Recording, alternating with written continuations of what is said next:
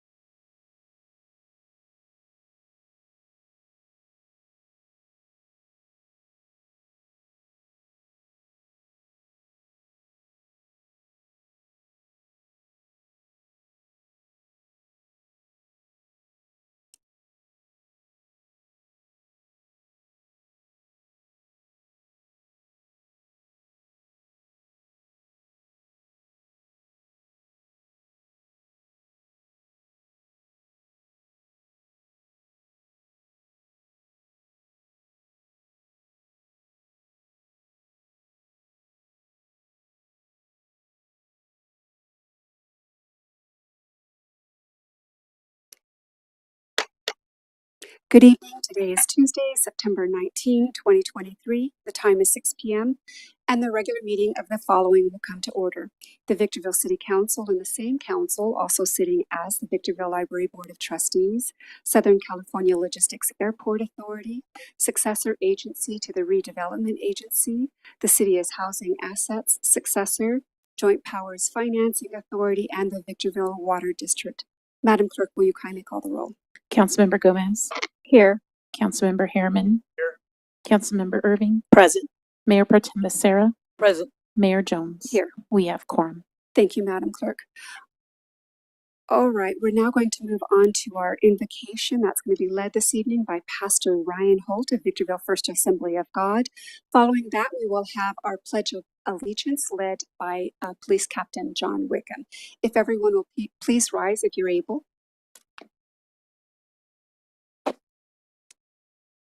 Lord, we thank you tonight for the opportunity that we have to be here. God, we thank you for the breath in our lungs and God, for everything that you do for us. Lord, I pray tonight that you would just be ever present, God, as we make decisions, God, as we move forward. Lord, I pray for just your divine blessing over each one, that you be with us. God, guide us, direct us, give us your wisdom. God, it's only with you that we can do all things. So, Lord, we love you. We give you honor. We give you glory tonight. In Jesus' name, amen. Amen. Please face the flag and join me in the Pledge of Allegiance. Ready? Begin. I pledge allegiance to the flag of the United States of America and to the republic for which it stands, one nation, under God, indivisible, with liberty and justice for all. Pastor Holt, thank you very much. Thank you, Captain Wickham. All right, we're now going to move on to the presentation of our agenda. Madam Clerk, will you present it? And if there are any revisions there too? Thank you, Madam Mayor. There are no revisions to the agenda this evening. Thank you. We're now going to move on to our conflict of interest declarations, council members. Okay, hearing and seeing none, we're going to move on to the introduction to public comments. Before I do that, Madam Clerk, are there requests to speak? Yes, Madam Mayor. Thank you. All right, well, good evening, everyone. Welcome to tonight's meeting of the Victorville City Council. Your City Council is interested in your ideas and opinions and furthermore endeavors to incorporate them into its deliberations. At the same time, the Council must be able to carry out its business in an organized and efficient manner free from material disruption. Therefore, this meeting will be administered in accordance with the Council's established policies and procedures and Government Code Sections 54957.9 and .95. Individuals may speak on agenda items or on issues not posted on the agenda during the public comments section, providing those issues are within the subject matter jurisdiction of the City Council. Individual speakers may address the council once per public comment period and once per each public hearing item for up to 3 minutes. Those who desire to comment on a public hearing item may wish to reserve their remarks until that particular public hearing item has been opened. All testimony is to be directed solely to the council. Although open meeting laws do not permit council members to engage in dialogue with any speaker during the public comment periods, please know your comments and questions may be taken into consideration by council members when discussing the particular item. The presiding officer may briefly respond or have staff respond to statements or questions, or may request that the staff report back to the council at a subsequent meeting. Speakers are requested to comment as briefly as the subject permits. Individual council members who speak as a member of the public do so without the semblance or presumption of authority derived from his or her public office and are subject to the same meeting rules of conduct and decorum as all other public participants. Once comments are invited, the speaker will be called on by name, then recognized by the presiding officer. The speaker will state the item number or numbers that will be addressed, or that the subject matter is a non-agendized issue. Audience members may not disrupt, disturb, or otherwise impede the orderly conduct of this meeting, and those who do are subject to removal from the meeting pursuant to Penal Code 403. Your understanding and cooperation are appreciated. With that, Madam Clerk, may we have our first speaker? Our first speaker is Laura Maceda, and she has indicated she needs an interpreter. Okay, do you have an interpreter available? Mayor Pro Tem Becerra is going to interpret for you. And for the record, when there's an interpreter, the law permits that additional time be given because it does take longer for the participant to get the point across. So the interpreter has up to an additional 3 minutes as well to translate. Welcome to our meeting. Thank you for being with us. And if you can both speak into the mic. Buenas tardes. Mi nombre es Laura Maceda. Point of privilege. It's really hard to hear her. Thank you. One moment.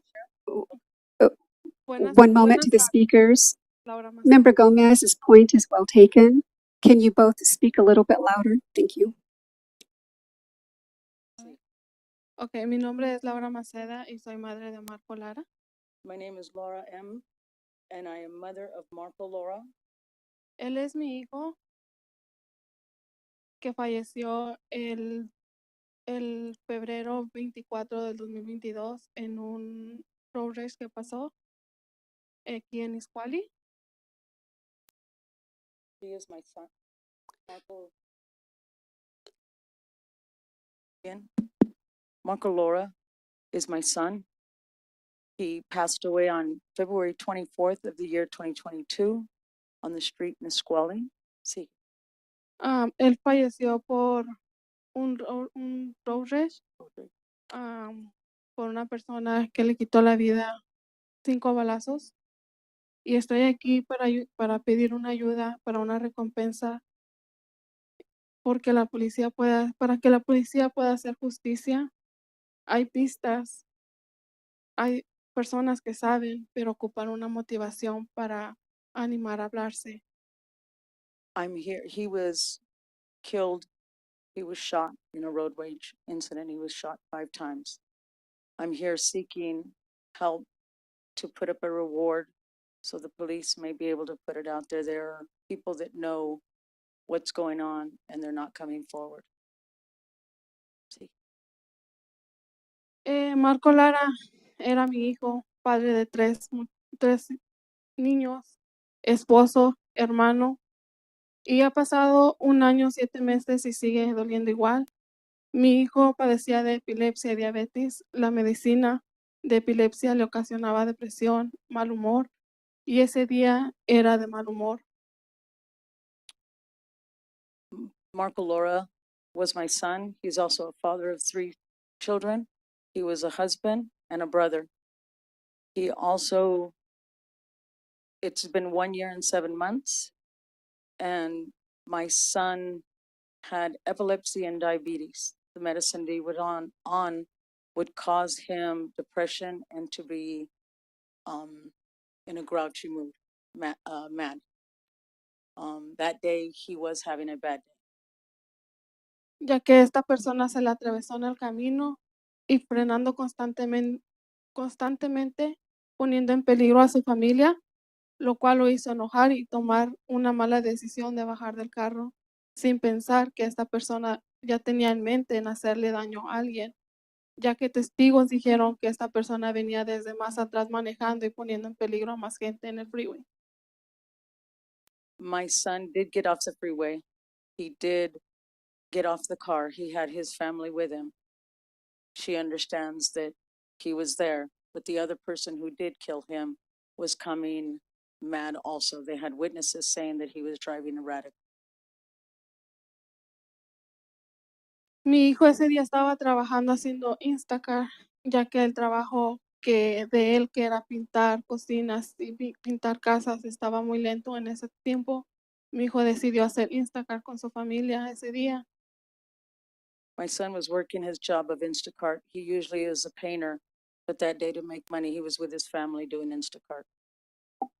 Él era pintor de cocinas, pintura de casas, pero ese no había trabajo.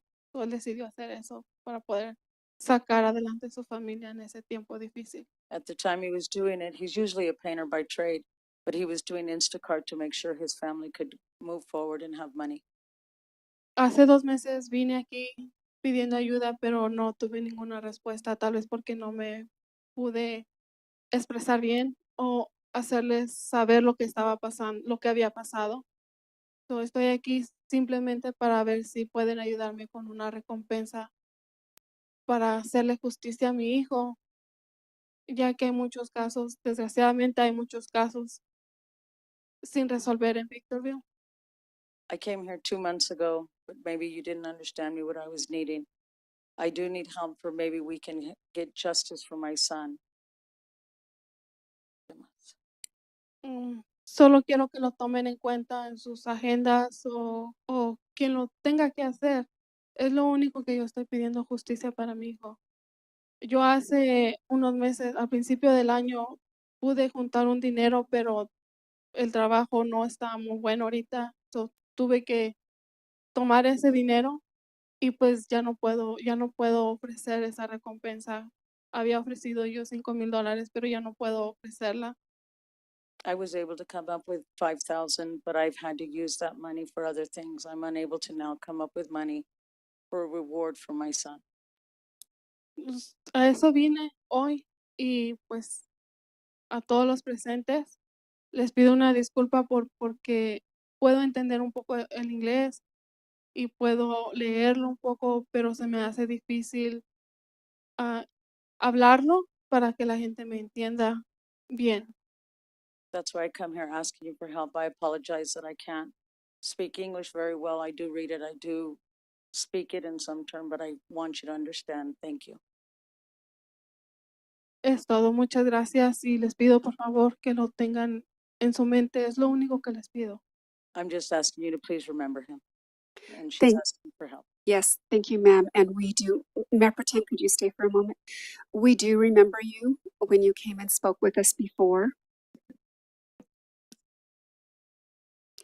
And I'm going to ask if you're willing to give your contact information to our city clerk. She will have someone from the city manager's office give you a call, and additionally, perhaps the captain's office. Sí, puedes.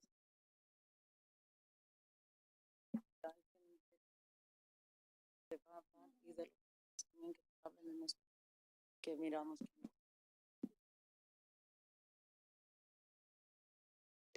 Thank you. And then, Hasn't received any. okay, we will follow up. And then additionally, I just want you to know my youngest daughter has epilepsy.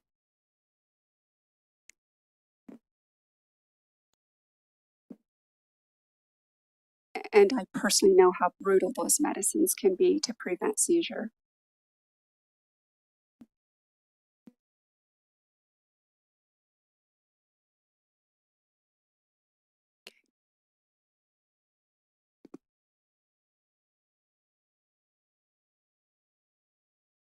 Yes, ma'am.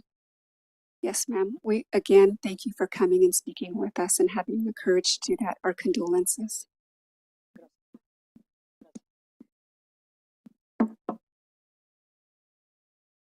Madam Clerk, our next speaker. Our next speaker is William Walker on a non-agendized item. Thank you. Good evening, Mr. Walker. Welcome to our meeting. Yes, sir. So, my name is William Walker, and I represent a place called Tumbleweed Hall. It's an AA facility or a hall, and I want to say real quick, my board is back here in the back. We have our government license for non what 501(c). So we got all of that taken care of, and everything that we were asked to take care of. Just renewed the lease, and then they had sold the building.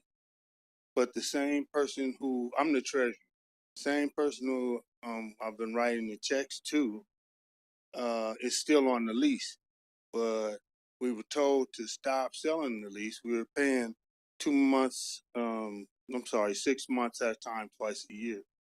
So now they asked me to break the lease, and I kind of ignored it. Well, I did ignore it, and then they said, "Well, don't pay 2 months at a time. 2 times a year. Start paying month to month." I said, "Okay, fine." So by me, I guess ignoring the lease portion, next thing I know, after 4.5 years, we were the code enforcement came in all of a sudden, and we had another AA hall down the street, not too far from us, for over 16 years. There is no Alcoholic Anonymous facility here in Victorville. We have a pretty big gathering.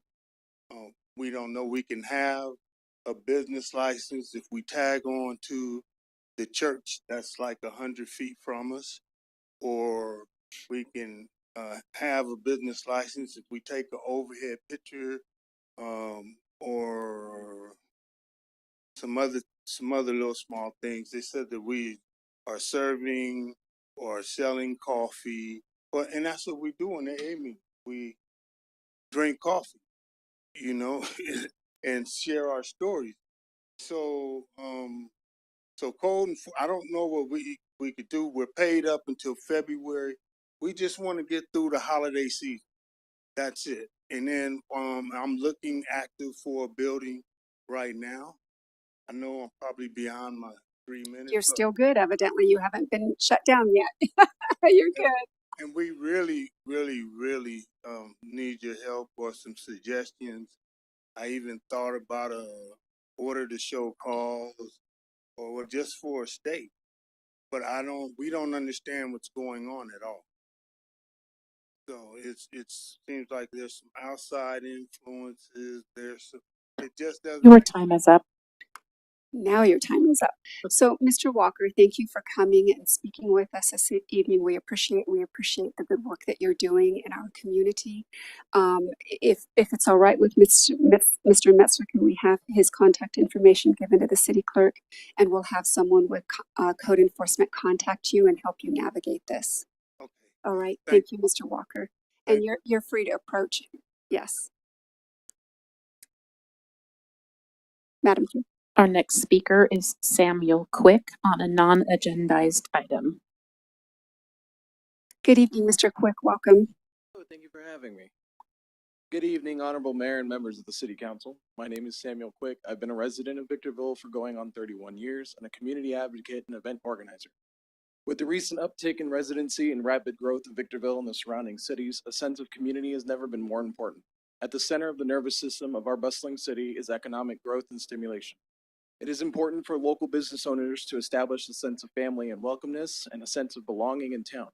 I have aspirations to find a way to keep more of that money here at home in the desert and reduce one of the many reasons people tend to drive down the hill to meet a need. In terms of live entertainment, the Valley is heavily restricted to bars and 21 plus facilities to find and enjoy local artists and entertainment. I'm currently working with local business owners to establish a game plan to make a family-friendly, all-ages entertainment venue that can create a welcoming atmosphere, absent of alcohol and nightclub elements. I would like to establish a line of communication with the city planner and the planning commission and outline the requirements and zoning permissions that I need to find a suitable location to make this dream a reality in the near future. Thank you for your time. Mr. Quick, we thank you for coming to us. I believe you can just contact the planning department directly, and they'll help you through the process. Awesome. Thank you, Mr. Quick. Madam Clerk. Our next speaker is Stacy Sanchez on a non-agendized item. Good evening, Ms. Sanchez. Welcome.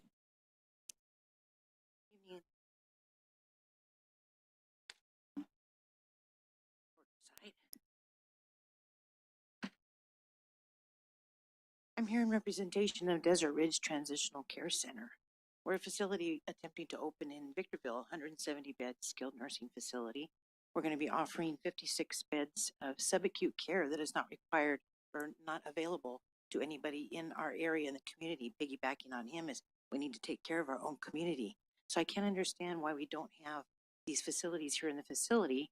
So I've had some financial backers try to help me get a facility going up here, in which we have. So I'm just trying to seek a letter action to support. I've emailed it back in February of this year and I haven't gotten any response, but I was just hoping that I could seek some support from the city to accompany our application, a letter from you all, possibly indicating the need for this type of facility in our community. We have over 550,000 members are in our community, but we only currently offer 356 beds to those. So the chances are really slim if you have a life-changing event or anybody in your family that they're going to be placed here locally because we don't offer these services. So many family members, doctors, hospitals have come to me asking me, is there anything we can do? So I said, we're opening the facility, give us some time, but we're hoping to get some support from the community. I think it would look so much better having the support of the city for our facility. I have 30 letters from medical professionals, hospitals, medical groups, all that, in the medical profession, but I don't really have anything from the city. I was fortunate enough to obtain a letter from Assemblyman Carrillo.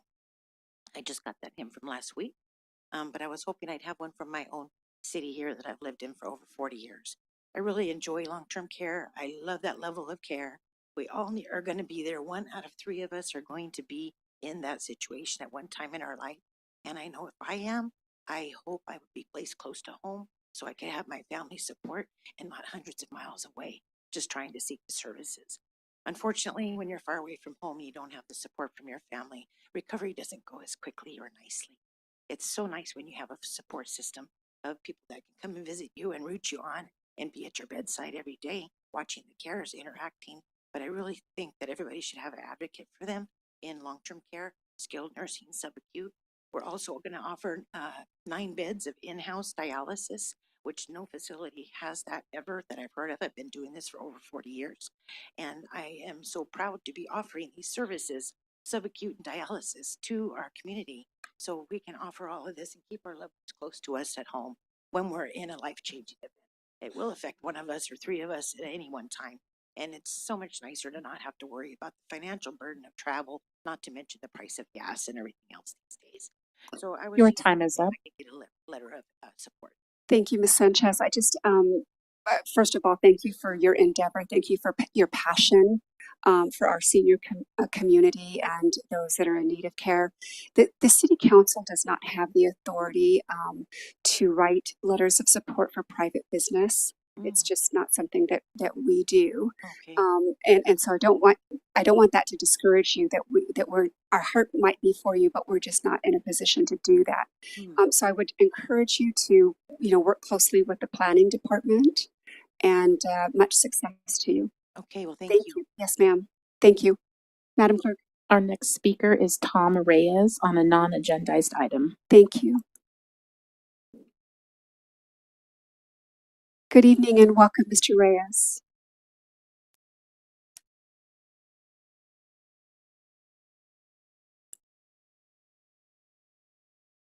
Hi, my name is Tom Reyes.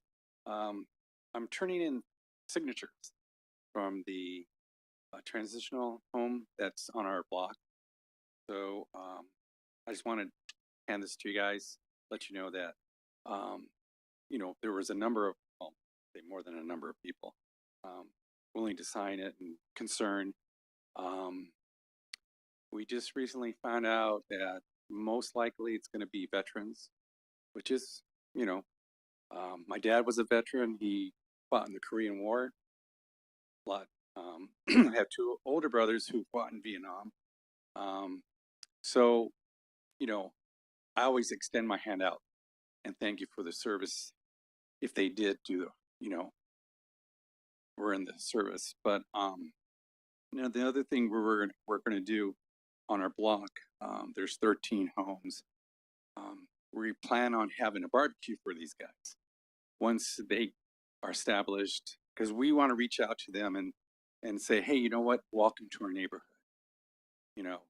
My name is Tom Reyes. Thank you for your service. At first, it was going to be something different, which we were super concerned. Everybody was like, we're all moving. But out of the 13, we lost one family.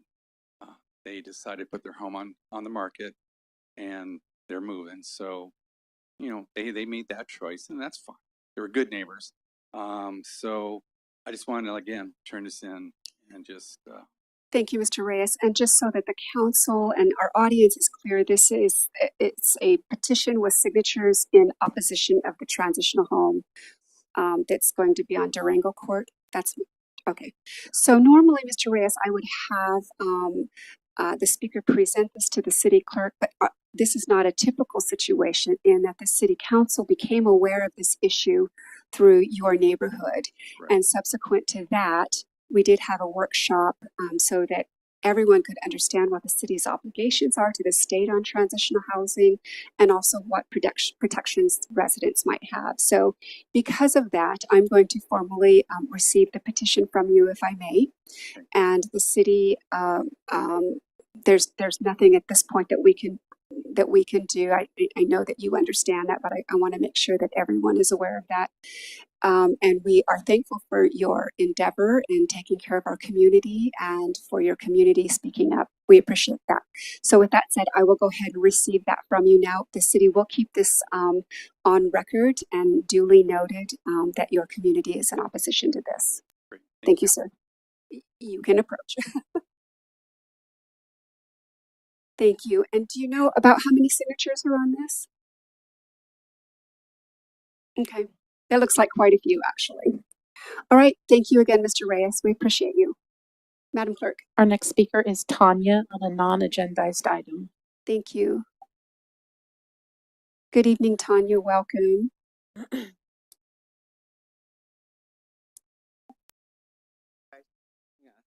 I am following up my. No, you're not, actually. We need to hear you, yes. Following up about the tumbleweed issue.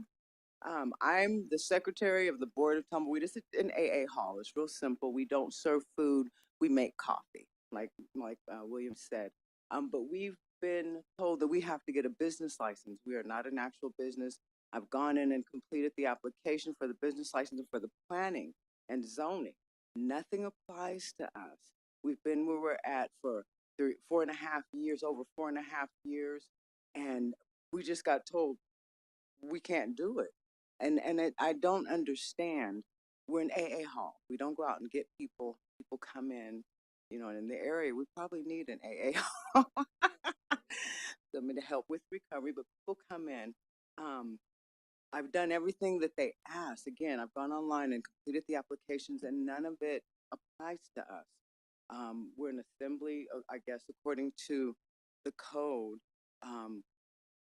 We're next to a church. We don't serve food. There's no designated parking. We're a tenant.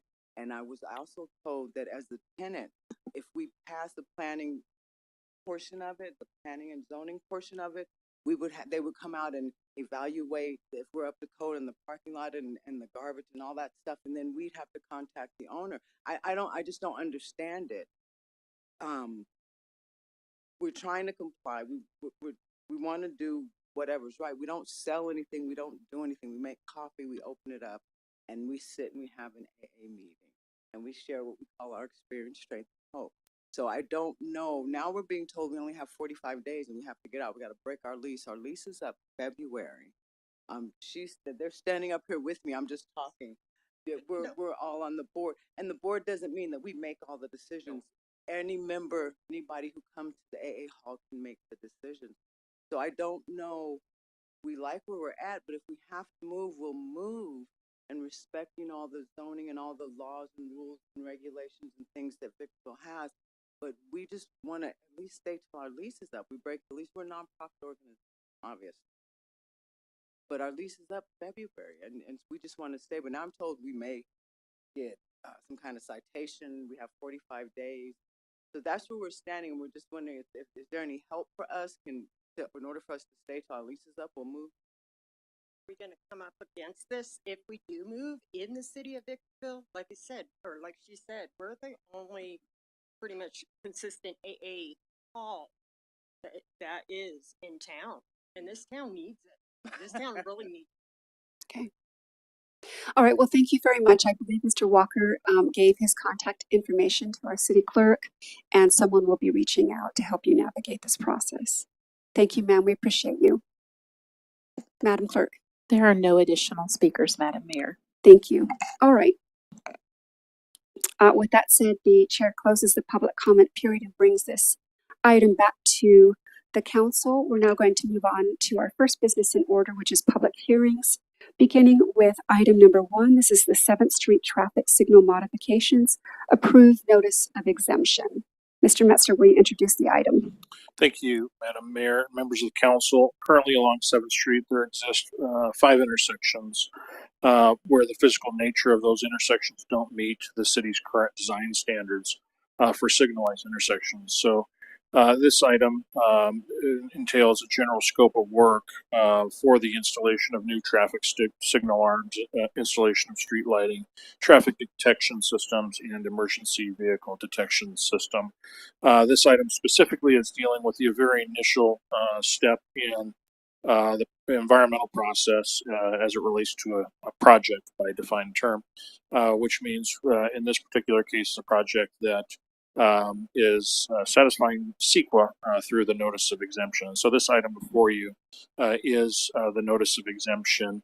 Once approved, the next steps to move this project along would be to actually advertise the project and then ultimately bring it back for award before the council. So with that, this item has been authored by your acting city engineer, Mr. Freddie Bonilla. He's available for any questions or comments you might have. Thank you, Mr. Metzger. Madam Clerk, the recommendation, please. That the Honorable City Council open and conduct a public hearing, receive testimony regarding the proposed project, close the public hearing, and approve the notice of exemption for the 7th Street traffic signal modifications project. Thank you, Madam Clerk. All right, we're going to move on to technical questions for clarification as it relates to the staff report. We're going to begin with Member Gomez. Yes, so for first, for clarification, when I read the report, the oral rendition does not match the prescriptive agenda, so it's really different what I gathered from reading it, so I have different questions. So now to start out with, how many minutes do we have for the hearing? Is it 3 or 2? This is not the hearing. This is your time to ask questions. For 2 item minutes. number 1? Mhm. 2 minutes. you 2 said? minutes. So, okay, so public hearing, 2 minutes. Thank you. So for the traffic signals, I was just wondering, is there anything opposed to having a traffic signal? Maybe we can have any other safety mechanisms, anything that would be more creative towards people who are probably blind or with disabilities. Again, what was orally stated is not what I read in the reporting, so my questions are pertinently different than what I heard that was rendered. So effectively, these are existing conditions, existing signalized intersections. We're effectively developing a design where we're actually going to award a contract to actually upgrade those so that they at least meet our current design standards. Okay, so again, so we don't have any multisensory signage for people with disabilities? Do we have those here in our community? Is that what you're asking? For this item, so there's going to be 7 traffic street signals. I don't know if you've ever walked or blind or couldn't hear, but I walk with a lot of people who are blind or deaf, and some of these are not on the traffic signal lights or, for crossing. So I'm just trying to let you know that, is there something like that going to be embedded in these? So perhaps it'd be good to have Freddie Bonilla come up and speak to those multi-sensory elements that you're speaking of. I think the ones that I'm familiar of existing at other locations could include at the crosswalks where there's basically chirping type systems. I don't know necessarily if that's envisioned as a part of this scope, but Mr. Bonilla can speak more specifically to what is in the design scope that's going to go out for bid. Right, in one moment, Mr. Bonilla. So this particular item has to do with a notice of exemption, but I think that Ms. Gomez's questions are, I think, relevant to what we're dealing with here. So thank you. Good evening, Madam Mayor, members of the council. As Mr. Metzler indicated, the item before you this evening is the notice of exemption for traffic signal modification along 7th Street. The 5 signals in question are existing. What we are proposing to do is essentially upgrade the traffic signal poles, detection. Some of the curb ramps don't meet ADA requirements, and so the current design guidelines do require chirping to make them accessible, and that will be included in the scope of work. Excellent. So my next question is, please explain how the traffic lights will enhance the safety precautions of the pedestrians who are blind and hard of hearing. And will these areas again be considered to have any visual, tactile, and auditory cues? You just said the chirping, which is one of many. So the existing intersections are already signalized, and so the bulk majority of the project is to actually replace the east-west facing streets along 7th Street to put in a new signal pole with an overhead mass arm. Right now, it's a standing single light off to the right. So the ideal improvement here is to provide additional visibility for the pedestrians and vehicles that are crossing 7th Street. We do have a number of existing intersections, especially where you have the ramps, the ADA approved ramps, where we do install tactile matting. Particularly, I'm not sure if these particular locations already have it, but we do have it as a part of our larger citywide ADA accessibility effort to install tactile matting. This project, Freddie, do we include that as a part of the scope, or is it already existing? Yes, we are removing and replacing existing curb ramps that they meet current ADA requirements as required by our city standard. Okay. Will any of these streetlights be hindering mobility strategies to make room for people who are on bicycles, pedestrians with limited, or anything of that, or is just the structure? It's primarily the poles, detection, and the curb ramps. And then my final question is, changing the attitudes and the behaviors of drivers and pedestrians is very complicated. We know that much intervention is needed, but has the city considered road safety programs, media? Your time is up. Anything Ms. like that? Gomez, Thank that's you. beyond the scope of the item, and your time is up. Thank you, Mr. Bonilla. But I do have a question, Member Gomez.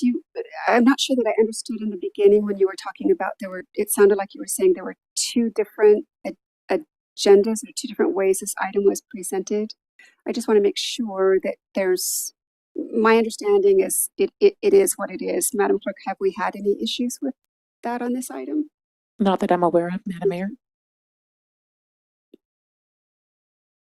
Yeah, I wasn't sure because I don't want our audience to have the wrong perception because you made it sound like you had two different versions of this. No, agenda. what I said is what the rendition that I heard Mr. Metzler state is very different Oh, I than gotcha. what I read in the Gotcha. agenda. Thank you. All right. With that said, we're going to go ahead and move on to Member Harriman. I've already discussed it with the city manager. I have none. Thank you. Member Irving. Yes, thank you, Madam Mayor. I just want to be clear, I got lost in that conversation. This project met a 6-prong test to determine that it's categorically exempt. Is that correct? Okay. It looks like you said yes. That is correct. Thank Okay, so we're moving on in the process. Oh, okay. Design is already done. Okay, that's all I want to know. All right, thank you. No questions. Thank you. Thank you. Mayor Pro Tem, any questions for our city manager? Mine go with Councilmember Irving. Mr. Metzler, again, like it said here, and we read through it, all 5 of these intersections are only going to be upgraded. What we're approving today is CEQA to upgrade them to let us know we're not taking out a bush because we need to put in a new light. We're exchanging the light poles that are there, we're upgrading them, putting in brighter lights, LEDs probably, that are existing lights. And the stop-go guy on the side for anybody who can't hear the chirping, but they can see the hand and the guy walking, so they know to cross there. And then the people that can't see, they can hear the chirping that lets them know go east and west and north and south. All that's existing. So this is just for CEQA to upgrade to maybe get digital LED and better quality is what we're probably doing in the future. Yes, and including overhead poles. Thank you. No further. Thank you, Madam Mayor. Thank you, Mayor Pro Tem. And the chair has no questions. This time, the chair is going to open the public hearing to receive public testimony. Madam Clerk, are there requests to speak? No, Madam Mayor. Thank you. With that said, the chair closes the public hearing and invites a motion from the council as to point 3 on the item, as points 1 and 2 have already been disposed of. So moved, Madam Mayor. To Staff's recommendation Second. for item 3. Okay, we have a first and a second. A second, I believe, was by Mr. Harriman. With that said, we're going to move on to discussion on the pending motion. Mayor Pro Tem. No discussion. Thank you. Member Harriman. I have none. Thank you. Member Gomez. No, thank you. Thank you. Member Irving. No discussion. Thank you. And the chair has no discussion and closes the discussion period. Madam Clerk, will you kindly take the vote? Councilmember Gomez. Aye. Councilmember Harriman. Yes. Councilmember Irving. Yes. Mayor Pro Tem Becerra. Yes. Mayor Jones. Aye. Motion passes unanimously. Thank you. So the council has adopted staff's recommendation as presented on the item as to point 3. We're now going to move on to our next business in order this evening, which is the consent calendar items 2 through 11. Yes, I would like to comment and big questions for 2, 4, and 6. So, Member Gomez, it would be helpful if you would ask to be recognized. And typically it's easiest to do that by saying, Madam Mayor, I have a few questions or something like that. But you're certainly recognized and you have brief comments, on points 2 through 6. No. I'm sorry.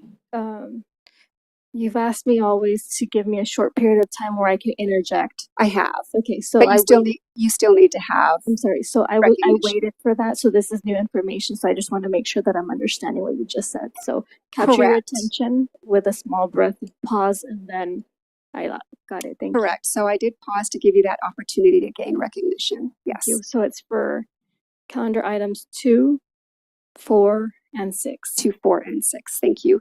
And with that, did any other council members have brief comments on consent calendar items?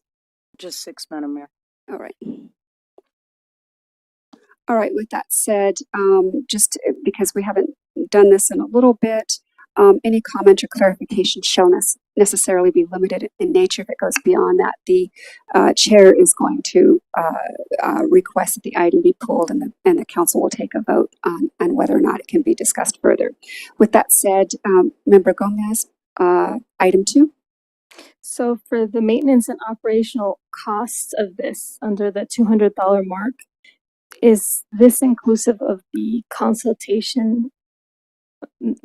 Is this a part of all embedded in one? Because I'm looking at a 5% retention for the project, and then I'm looking at it for maintenance and operations. So I want to know if there's any extra futuristic maintenance and operations that's not already embedded in the 184,843.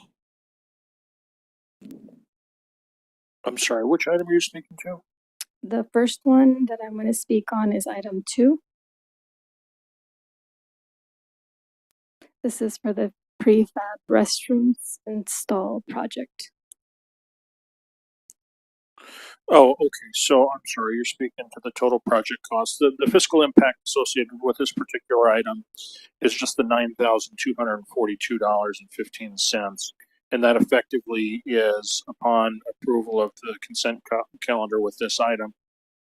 This item effectively authorizes the release of the amounts that were retained as a part of the construction management associated with the installation of those restrooms. The project is complete, and so therefore, as we typically retain 5% from payment, this is the amount left over, and with the project being complete would be turned over to compensate the contractor for the costs associated with the entire project.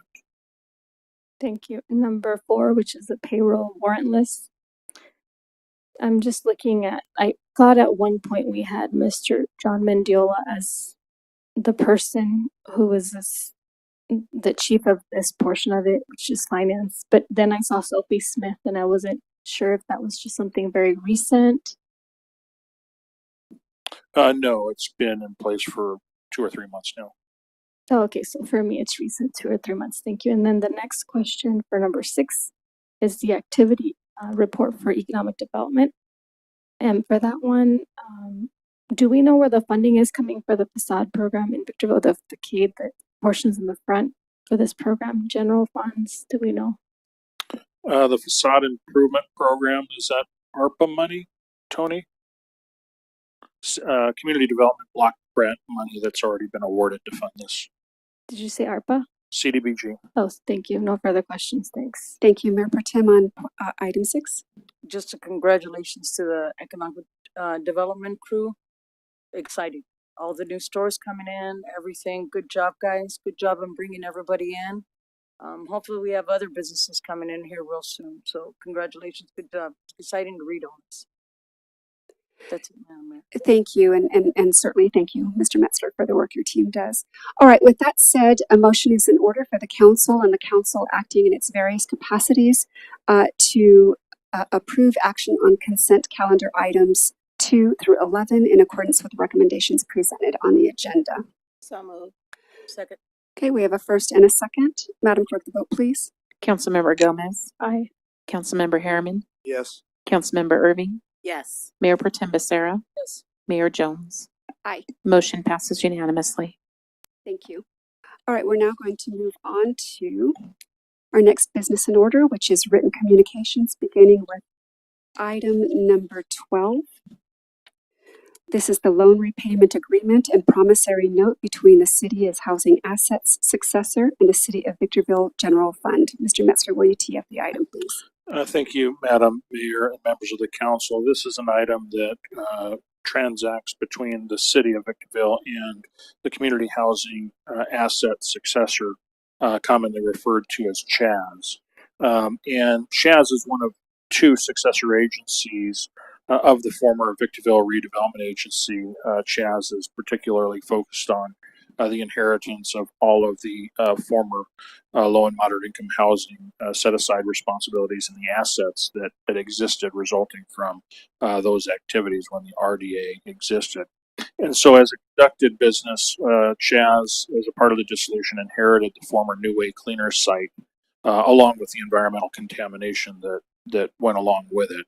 And so, over many years now, we've actually been involved in the remediation of that site. And over the last 3 years, particularly, despite relying on grant funding largely to fund those efforts, there was a scope of work that wasn't grant eligible, and effectively because Chaz did not have the cash flow to, over the last 3 years, be able to pay for those non-grant eligible scopes of work, the general fund, in fact, picked up the cost to keep the remediation and ultimate cleanup moving forward.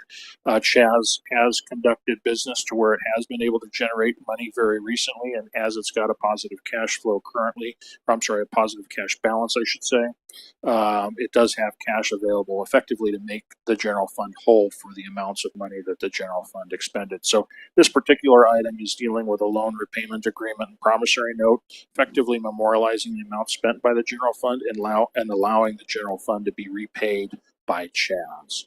So with that, I am the author on this item, but the heavy lifting and the real work was undertaken by Mr. Tony Camargo, assistant to the city manager. We're both available for any questions or comments you might have.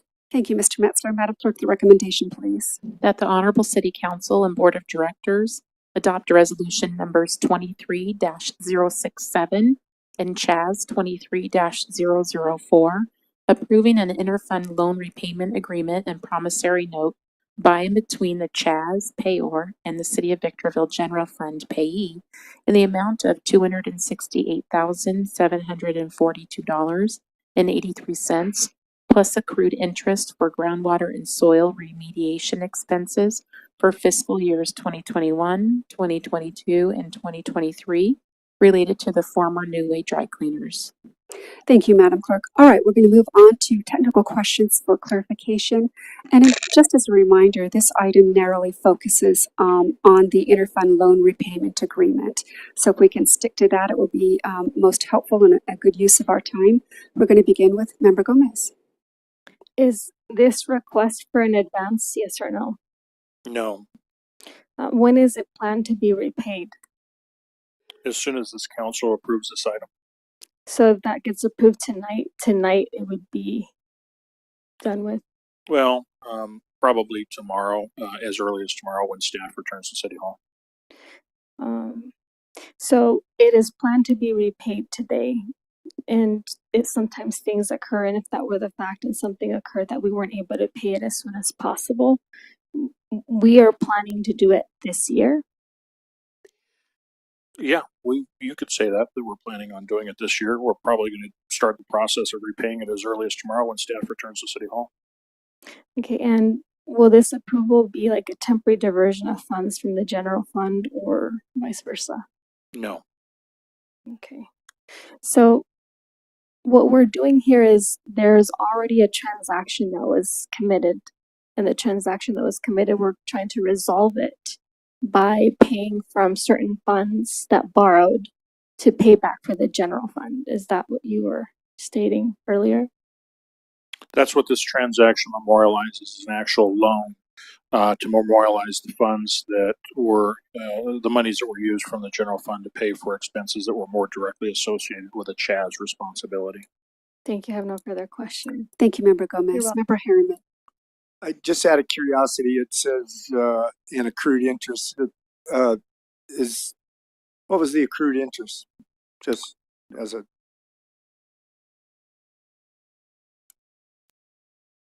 Bear with me.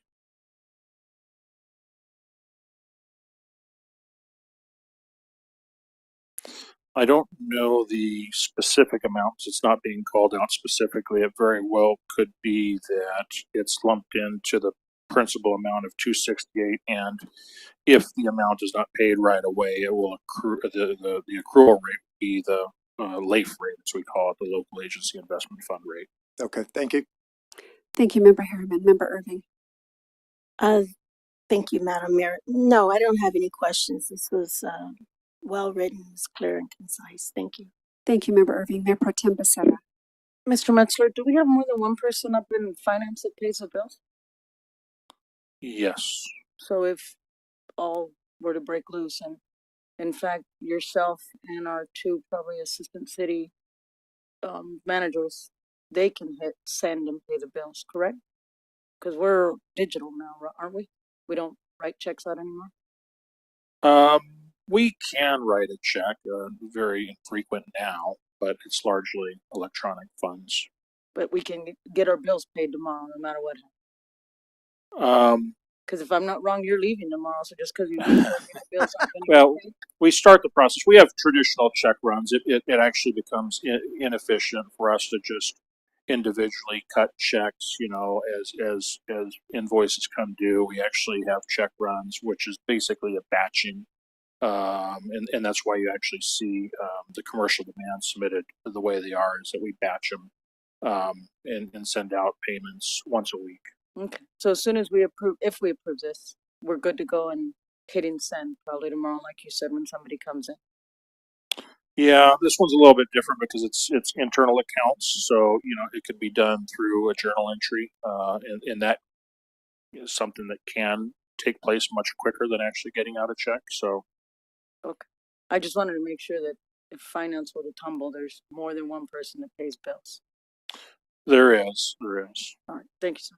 No further questions, Madam Mayor. Thank you, Mayor Pro Tem. And so, I mean, since you know this was raised, I don't want anybody having fear in our community that something could happen and we're not prepared to deal with it. Mr. Metzler, we have proper checks and balances in our finance department and other departments such that we will fulfill our fiduciary responsibilities. We do, without question. Yes. Thank you. All right.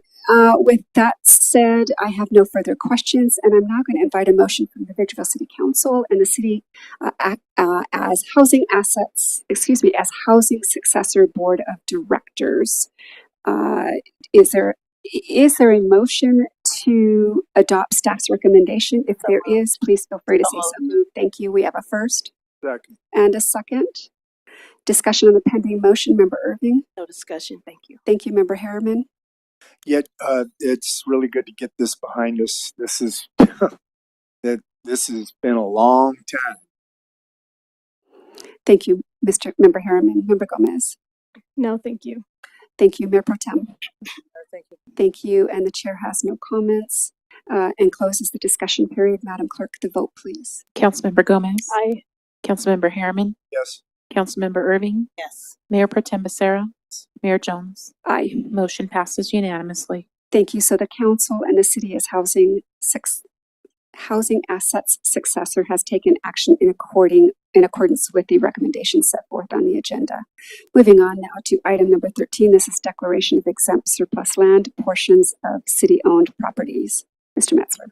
Thank you, Madam Mayor and members of the council. We, as council, took an action very similar to this at the last council meeting and has more to do with an actual project being undertaken by Caltrans relative to upgrades they desire to be made along the stretch of Highway 18 that runs through Old Town Victorville. And so last week you dealt with the item dealing with a small portion of city-owned property that Caltrans required to help make some other ADA-related improvements. And similarly, though unfortunately we did not get the demands at the same time, we got a similarly natured demand for another location, property owned by the city, which is the site of the transit center. Similarly, the Caltrans is looking for additional property, mainly along the areas where there's ingress and egress, so that they can make their ADA improvements. So effectively, this item, because state law does require a Surplus Land Act process, we do have to comply with that. And so this is effectively an item that's dealing with the initiation of the Surplus Land Act declaration of surplus land. Thank you, Mr. Metzler. All right, moving on to questions from, hold on. Before we do that, Madam Clerk, the recommendation, please. That the City Council adopt resolution number 23-078, declaring portions of city-owned properties, APN numbers 0478161006, N0478172219 as exempt surplus land pursuant to the Surplus Land Act and transmitting a certified copy to the California Department of Housing and Community Development. Adopt resolution number 23-079, amending the annual budget for fiscal year 2023-2024, relating to an appropriation of additional revenue, and authorize the city manager to execute all documents to solidify the transfer of portions of city-owned properties to the California Department of Transportation. Thank you, Madam Clerk. All right, now we're going to go ahead and move on to questions. We're going to begin this time with Member Harriman. I have none. Thank you, Member Irving. No, I don't have any questions. I recall the conversation that Mr. Metzler referenced. So no, I don't have any questions. Thank you. Yes. Yes. Mayor Pro Tem Becerra. These are for new ADA handicap ramps that they want to put in on D Street, correct? Correct. So we're not just giving away land, we're giving them bits and pieces, probably 50 square feet, so they can put in a new upgraded handicap ramp to help our ADA people downtown, correct? That's correct. I think the most general way to explain it is in some of the cases where they have ramps along the sidewalk. They might not have the appropriate measure of fall. They may even have too much fall, and so additional properties, additional area really is being needed to help the Caltrans meet the ADA by getting the proper fall in place. Okay, thank you. No further questions, Madam Mayor. Thank you. Member Gomez. Yes. Did the city respond with a counteroffer to sell the properties? The parcels, I mean. I don't believe we have. Does that mean we're not going to either? We would only do that if we were actively in negotiation and had a difference of opinion about value. Okay. Were the city-owned parcels appraised by an external appraiser? If so, what was that value appraisal? The state of California had conducted its own appraisal. I don't know if necessarily they done it internally with staff appraisers or contracted out, but to establish value, they conducted their own appraisal of the property. But did the city of Victorville do one of its own to make a comparison? No. Okay. Was the condition of the property, or I mean the parcels, considered when it was approached by the appraisal? Can you restate that question, please? Yes. Was a condition of the parcels considered when they did their appraisal? I believe so. The next question is, there was nearby areas where the values compared at all? That's typically how an appraisal is conducted. Okay. And what's the purpose of the list of principal transactions? It's one of these reports and it has that list. And I wasn't sure how to interpret it or its purpose for the vacancy. What page are you on? I didn't write down the page number, but it's list of principal transactions - vacant.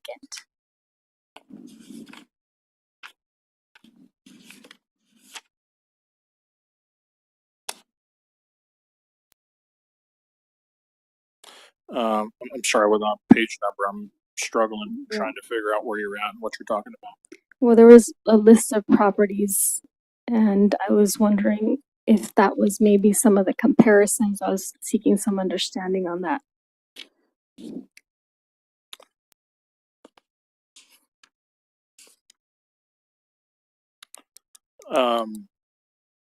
If not, that's fine. I'll just ask them this. Yeah, I don't know how to answer your questions. I don't have the information that you're speaking to in front of me. Is this about 5 acres or so being sold under $10,000? This is not 5 acres. In fact, the best illustration for you to see how the area that's being sought for purchase by Caltrans starts on actually page 236. There's a good illustration there.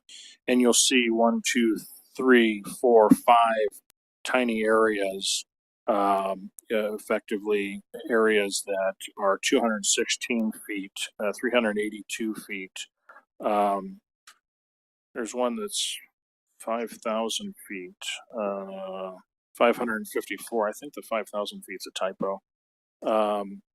These are fairly small areas, really right at the entryways of those particular locations. Okay, and my next question is it being sold at $4.60 a square foot? Or $2.90 a square foot? And I think that's where the list of principal transactions made sense to write a question about.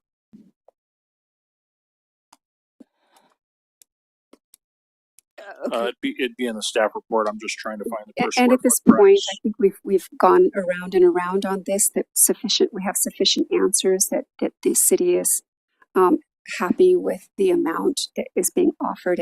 The appraisal has been accepted. So if we can move on, Member Gomez. So then we don't know how much the square footage is? I mean, per dollar? I could calculate it if I. No, I'm just wondering if Price it's is identified on page 220, and the appraisal value is $9,500. Yeah. I mean, I'd have to find the square footage exactly. I can do the calculation to tell you exactly what the per square footage price is. No, that's but you not can also do that necessary. calculation yourself. Yeah, that's not necessary. There's a bunch of documents that I wanted to correlate. Your time is up. Thank you. All right, and the chair has no questions on this item and invites a motion from the council. Move to adopt staff's recommendations. Second. Thank you. We have a first and a second. Moving on to discussion on the pending motion. Member Irving. No discussion. Thank you. Mayor Pro Tem Becerra. No discussion. Thank you. Member Gomez. Yes, it's always really important for a council member to ensure that they have the appropriate information from staff before making a decision. So my questions, thank you for taking the time to respond to them. Thank you, Member Gomez. Member Harriman. I have none. Thank you. And the chair has none. Closes the discussion period. Madam Clerk, the vote, please. Councilmember Gomez. Aye. Councilmember Harriman. Yes. Councilmember Irving. Yes. Mayor Pro Tem Becerra. Yes. Mayor Jones. Aye. Motion passes unanimously. Thank you. So the council has taken action as to the staff's recommendation as presented on the agenda. We're now going to move on to item number 14, which is the adoption of resolution number 23-071, approving the local hazard mitigation plan annual review with updates. So on this is it's an annual review. It's updates. If there are a lot of questions related to details in this, it might be better to have those conversations following this, but typically those questions would have been asked in advance of the meeting. And so with that, we're going to begin questions with Member Irving.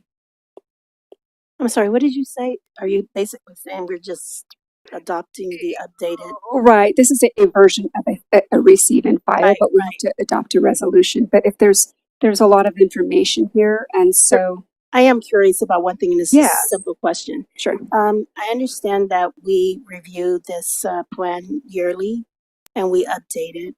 I was just curious at each update or annually, do we engage the citizens, the public engagement survey? Do we survey the citizens every year? Because I'm looking, I see what that we did about 5-6 questions. I was just curious.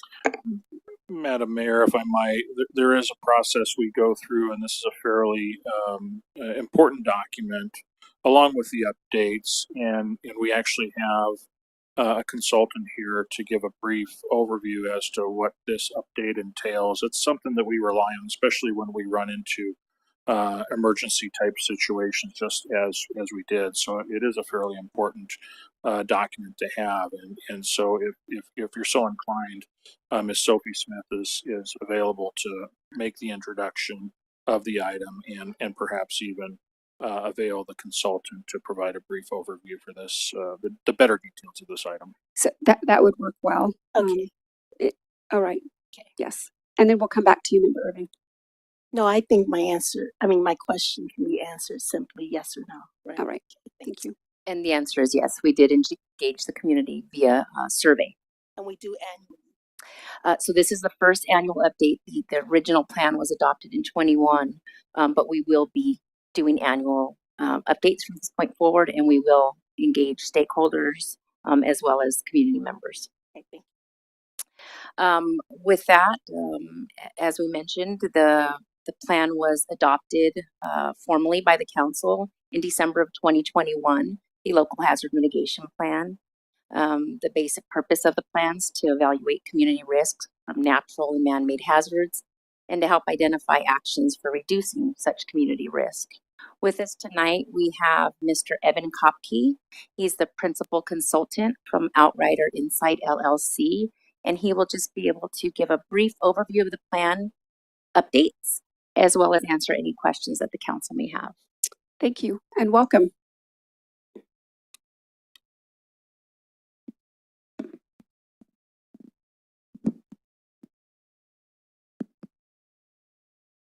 Honorable Mayor, council members, it's an absolute pleasure to be here this evening. The Hazard Mitigation Plan is a document that is designed to profile the hazards that pose a risk to this community, estimate that risk, and then generate a plan of action through the collaboration of the city staff in order to reduce that risk.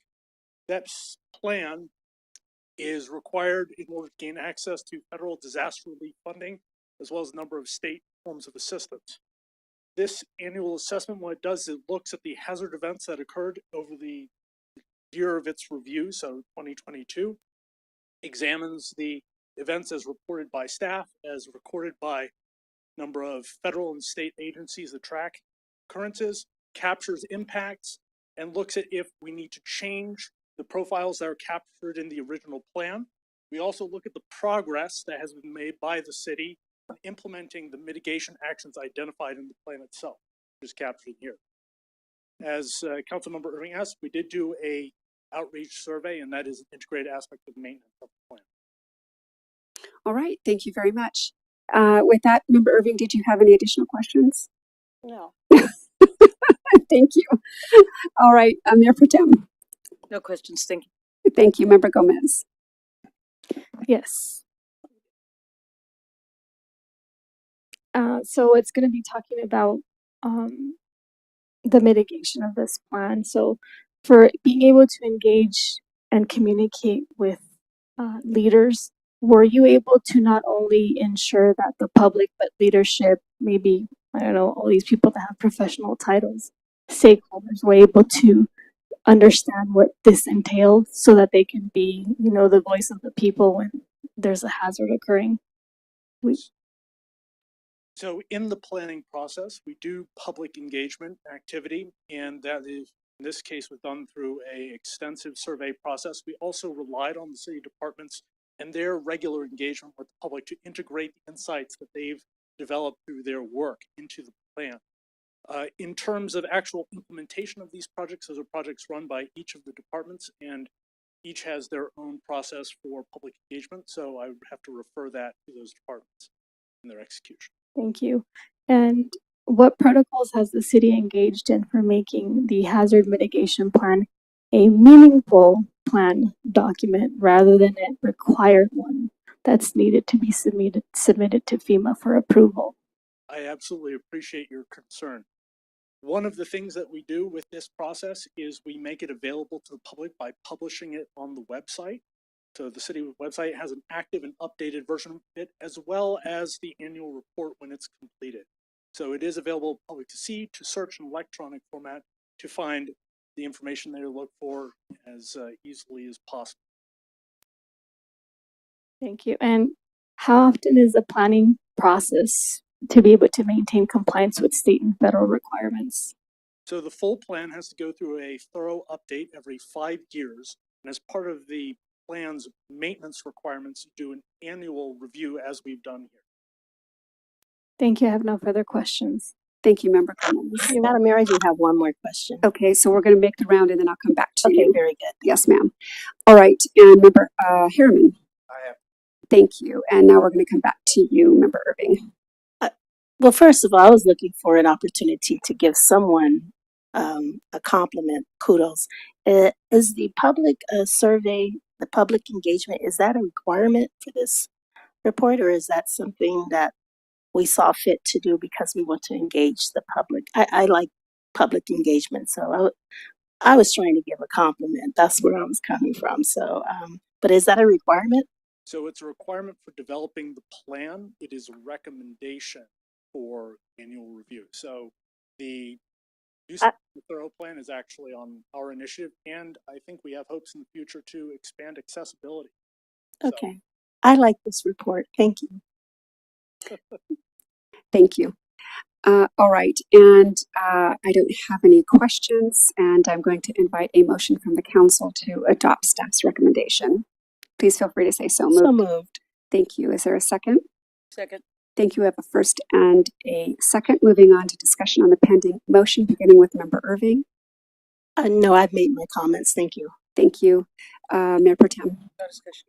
Thank you, Member Gomez. None, thank you. Thank you, Member Harriman. Thank you. And I just have one comment. Thank you so much for this wonderful report. I'm not even going to attempt your last name, but I do appreciate a very thorough report. It was a fairly easy read, and it's going to be helpful to our community. Thank you so much. Thank you. All right, with that said, the chair is going to close the discussion period. Madam Clerk, the vote, please. Councilmember Gomez, Aye. Councilmember Harriman, Yes. Councilmember Irving, Yes. Mayor Pro Tem Becerra, Mayor Jones. Aye. Motion passes unanimously. Thank you. So the council has taken action in accordance with the recommendations set forth on the agenda. Moving on to item number 15, purchase of 3 transport-capable squads. Mr. Metzler. Thank you, Madam Mayor and members of the council.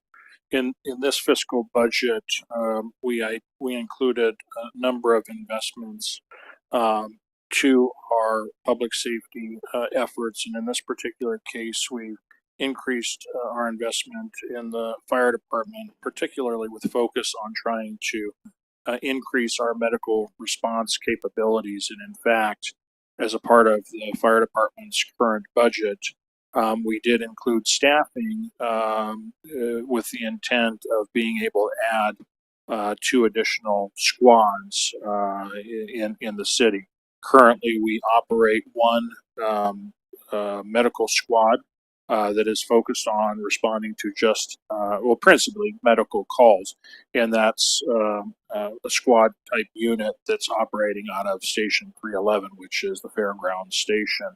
But if we can get the staffing to hired, this budget does include the ability to stand up and certainly intends to stand up 2 additional squad operations, 1 out of Station 312 and the other out of Station 313.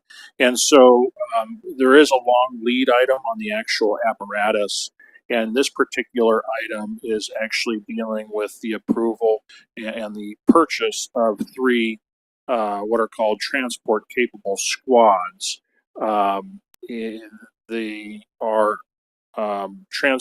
They're squads, as we're calling them, so that they could be illustrated better. They're squads that look like ambulances.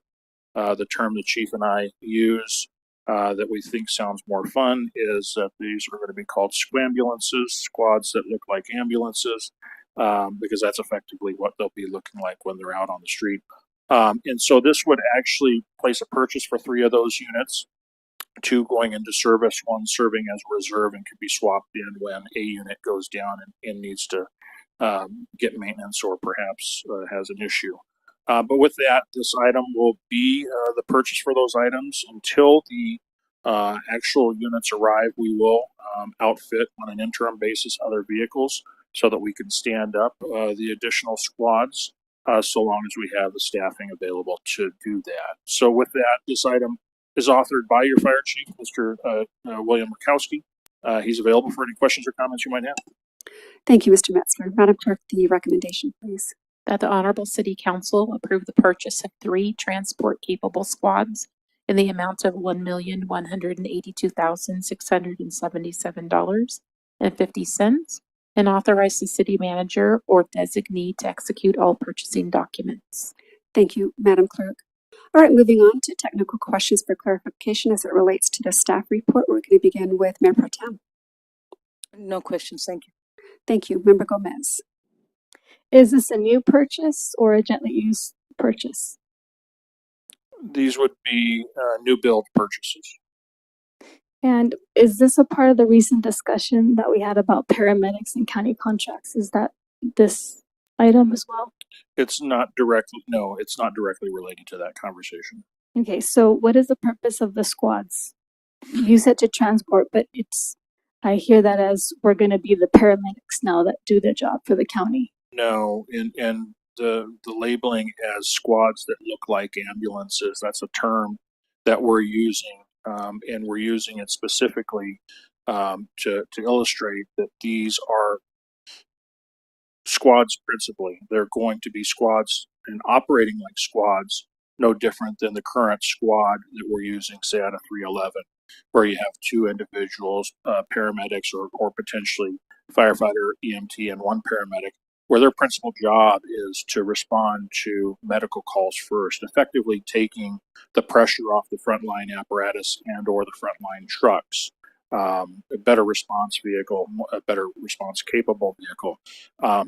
But these are going to be ambulance looking style squads. We don't have, currently, we do not have rights to transport. And the rights to transport are currently exclusively approved by the county through ISMA to AMR. We do believe that as there is a county contract being discussed, and there is a need for enhancement to the larger ambulance system, we do believe there is going to be a need to address a concept called surge capability. And we believe that because that's how the RFP that the county has issued it has been spec'd and scoped. And so with that being said, this is a little bit forward thinking in the sense that if that surge requirement does come about and is actually responded to, for our EOA, which is an exclusive operating area, we would have the ability perhaps to step in and help in the case of surge. And what I mean by that is currently the system is stressed in such a way, the ambulance system is stressed in such a way where even their call volumes are extreme in response. And there are times where an ambulance is not available or may have an availability of 45 minutes away kind of thing. And so there are needs in the system to not only increase the number of ambulances available, but also to better deal with the actual periods of time during a day where it's traditionally experiencing peak demand. And so if we get to that point where whoever the ambulance provider is going to be, it's very likely that when there's a need to satisfy the surge, we could be in a position to satisfy that surge. The other value that we do have, which is a reason why we've gone to this type of apparatus, is regardless of the ambulance situation, one of the biggest values that we find as staff investing in this type of apparatus is in the event where there is strain on the ambulance system. Perhaps it's a period of time where we're responding to a structured fire, and we do have this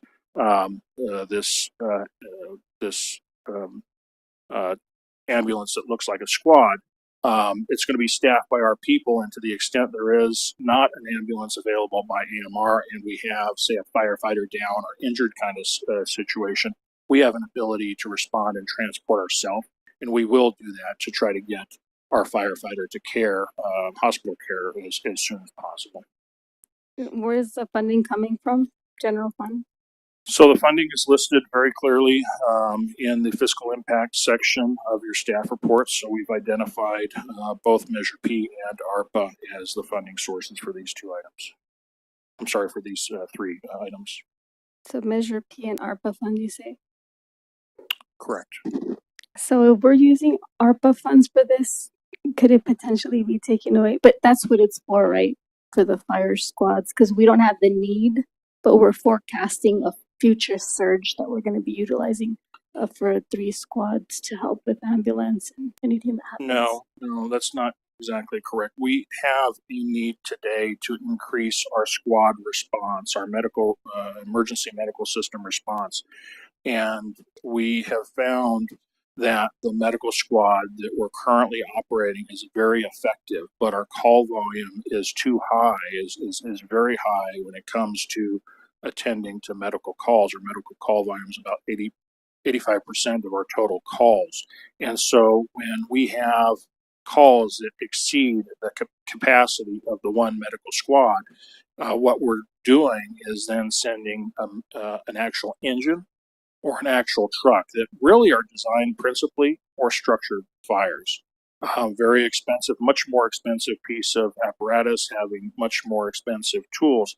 And so one of our goals to try to help develop our department to operate much more efficiently is to disperse those medical calls to less expensive, more rapid response type vehicles. And so this would actually allow us to satisfy a need that exists right away to reduce the pressure on those frontline engines and trucks by having transport capable squads or just squads, period, to be able to better respond to those medical calls. So there is a need, but we don't have currently the ability to be able to have someone to utilize that. But we are going to instead utilize the squad to help either within the county or in the city.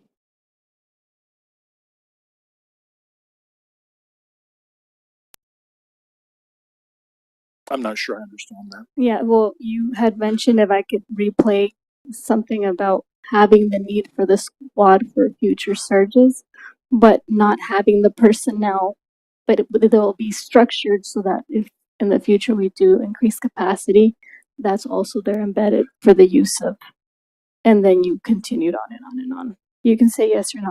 I'm just making my decision on my votes.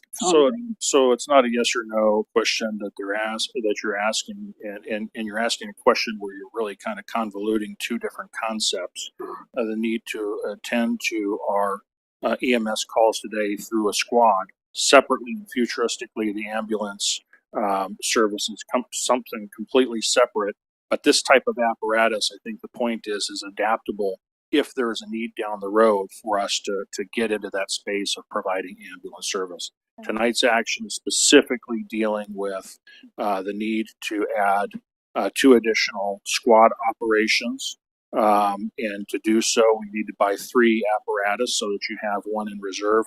The only element dealing with staffing, which we're currently recruiting right now, is we don't have the bodies to fully complement the stand-up of these 2 squads. But that's an effort that is currently underway where we're actually recruiting and screening candidates to try to fill the positions that are budgeted.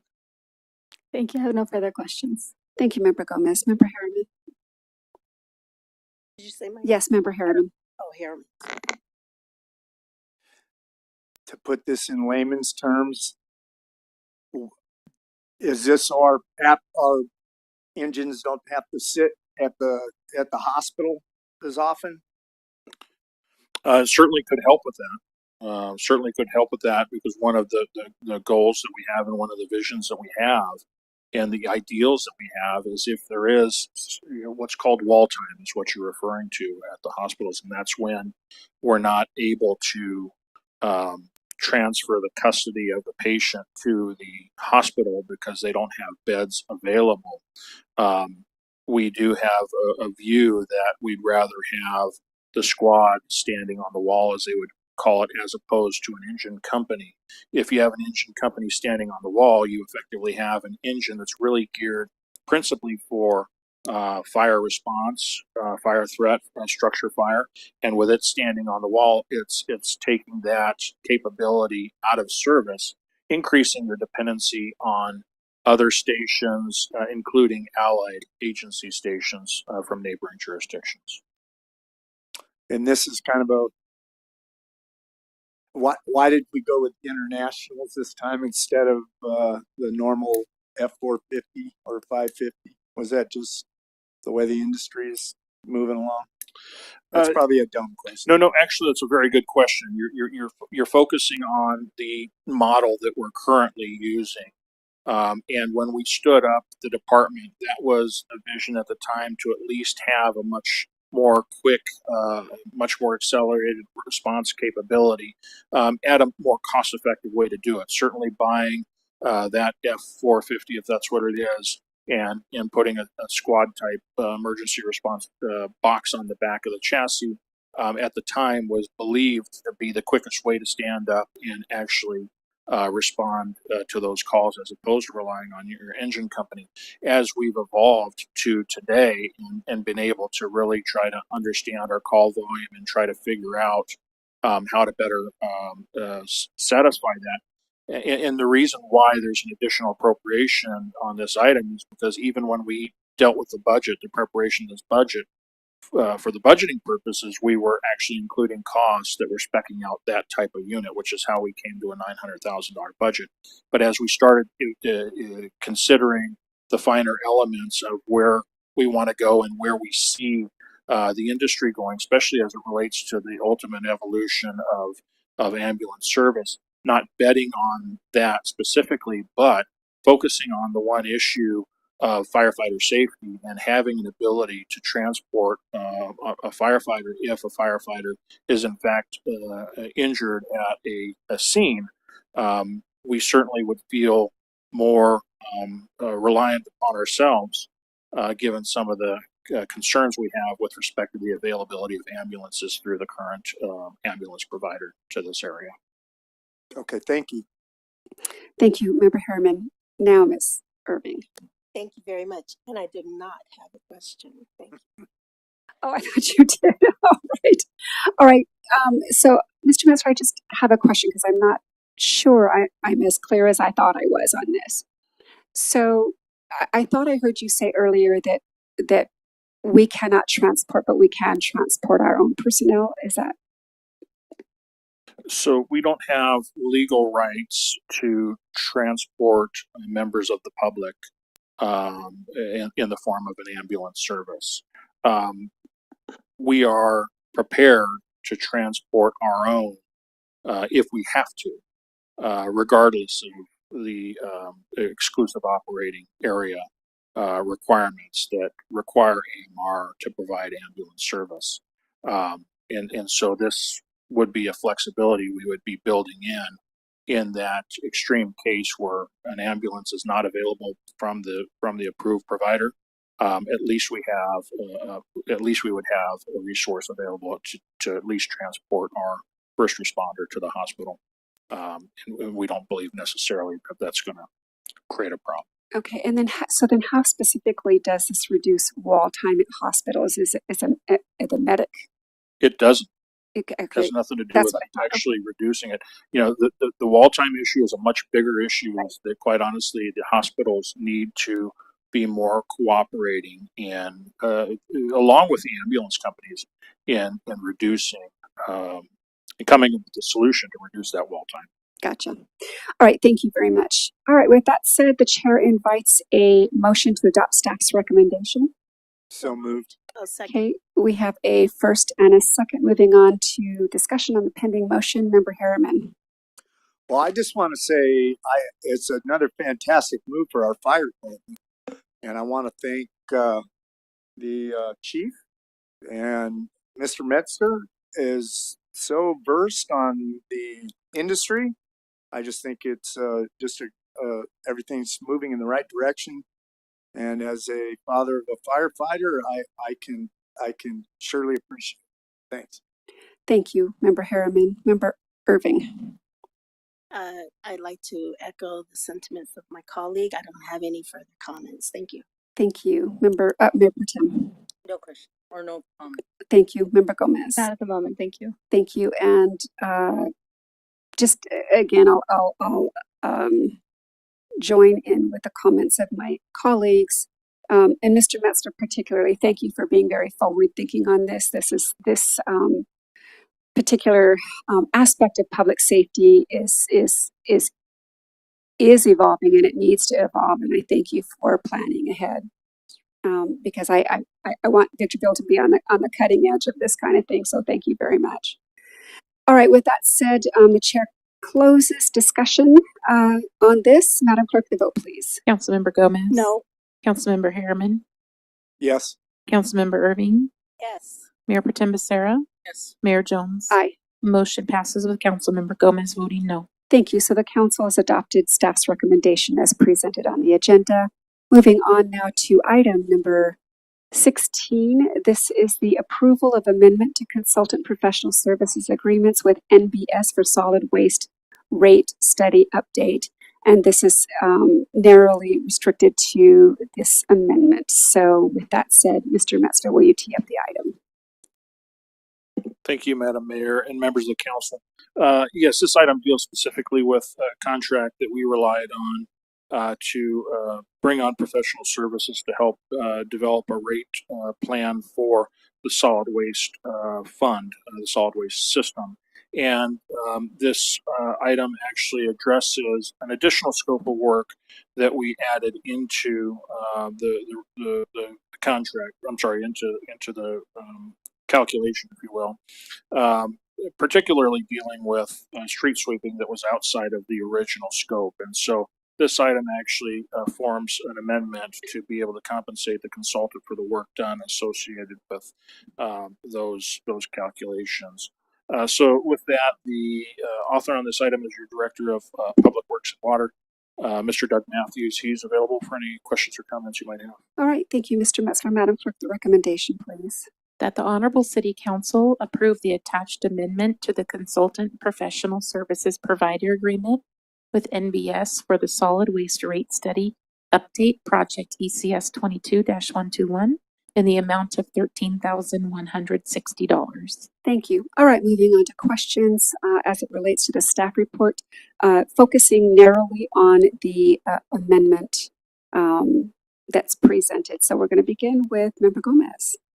Yes. For the consultant, would we be able to consider any programs for very low income residents? Still? Or no, that's too late.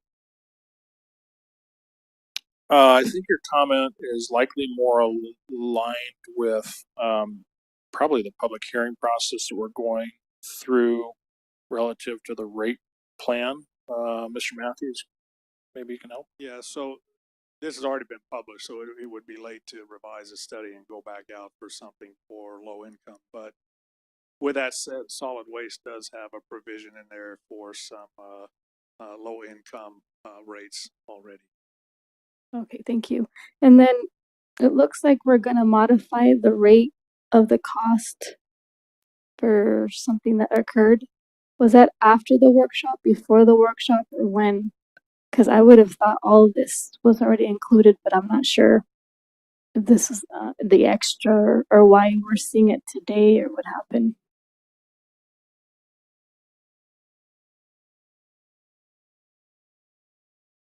I'm sorry, I didn't quite understand that, but Mr. Matthews, if you did. Yeah, the work was performed before the workshop. It would have been under the city manager's signing authority, but there were amendments to other contracts with this consultant, and so therefore it had to come to council. So otherwise, it would have been signed by the city manager prior. Yeah, that's what I was gonna ask. I thought this was within the power of him to be able to approve this, but you said he wasn't able to approve it because there was other contracts in line. Yeah, this pushes a combined amount. Oh, I think 13,000 over his authority of 125 or 12,000 or so. okay, I understand. Thank you. I have no further questions. Thank you, Member Gomez. Member Harriman. You just answered my question. I have none. Thank you, Member Irving. I'm just curious about one thing. I know it may just be a matter of semantics, but you're recommending that we approve amendment number 1. We don't anticipate additional amendments, right? No, their work is completed. Okay, thank you. Thank you, Mayor Pro Tem. No question. Thank you, and the chair has none. Invites a motion from the council. Motion to approve staff's recommendation. Second. Okay, and that is to adopt. We have a first. Staff's recommendation. Thank you, and the second was by It doesn't Member Irving. All right, discussion on the pending motion. Mayor Pro Tem. No discussion. Thank you, Member Irving. Thank you. Thank you, Member Gomez. Yeah, just to be clear that this additional cost was because we were adding the street sweeping.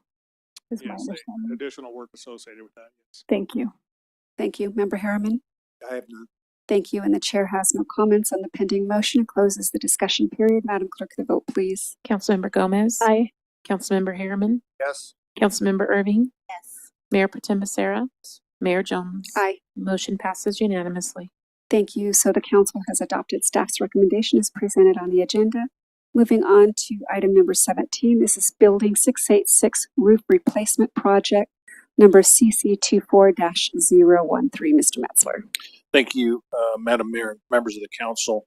This item involves the replacement of a roof of a 1959 vintage building located at SCLA Building 686, which is due south of the existing hangars occupied by Boeing.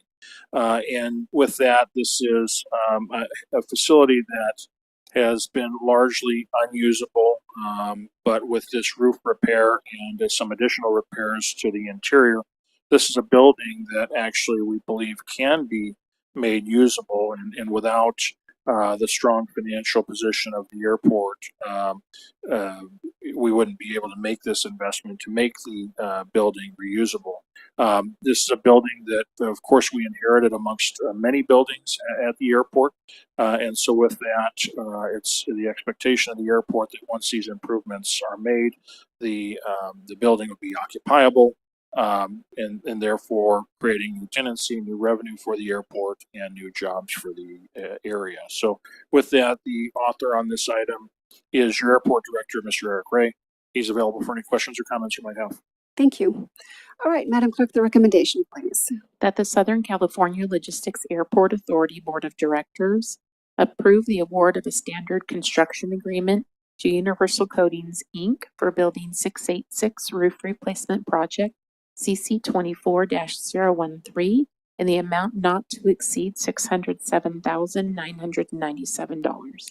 Thank you, Madam Clerk. All right, we're going to move on to technical questions for clarification as it relates to the staff report.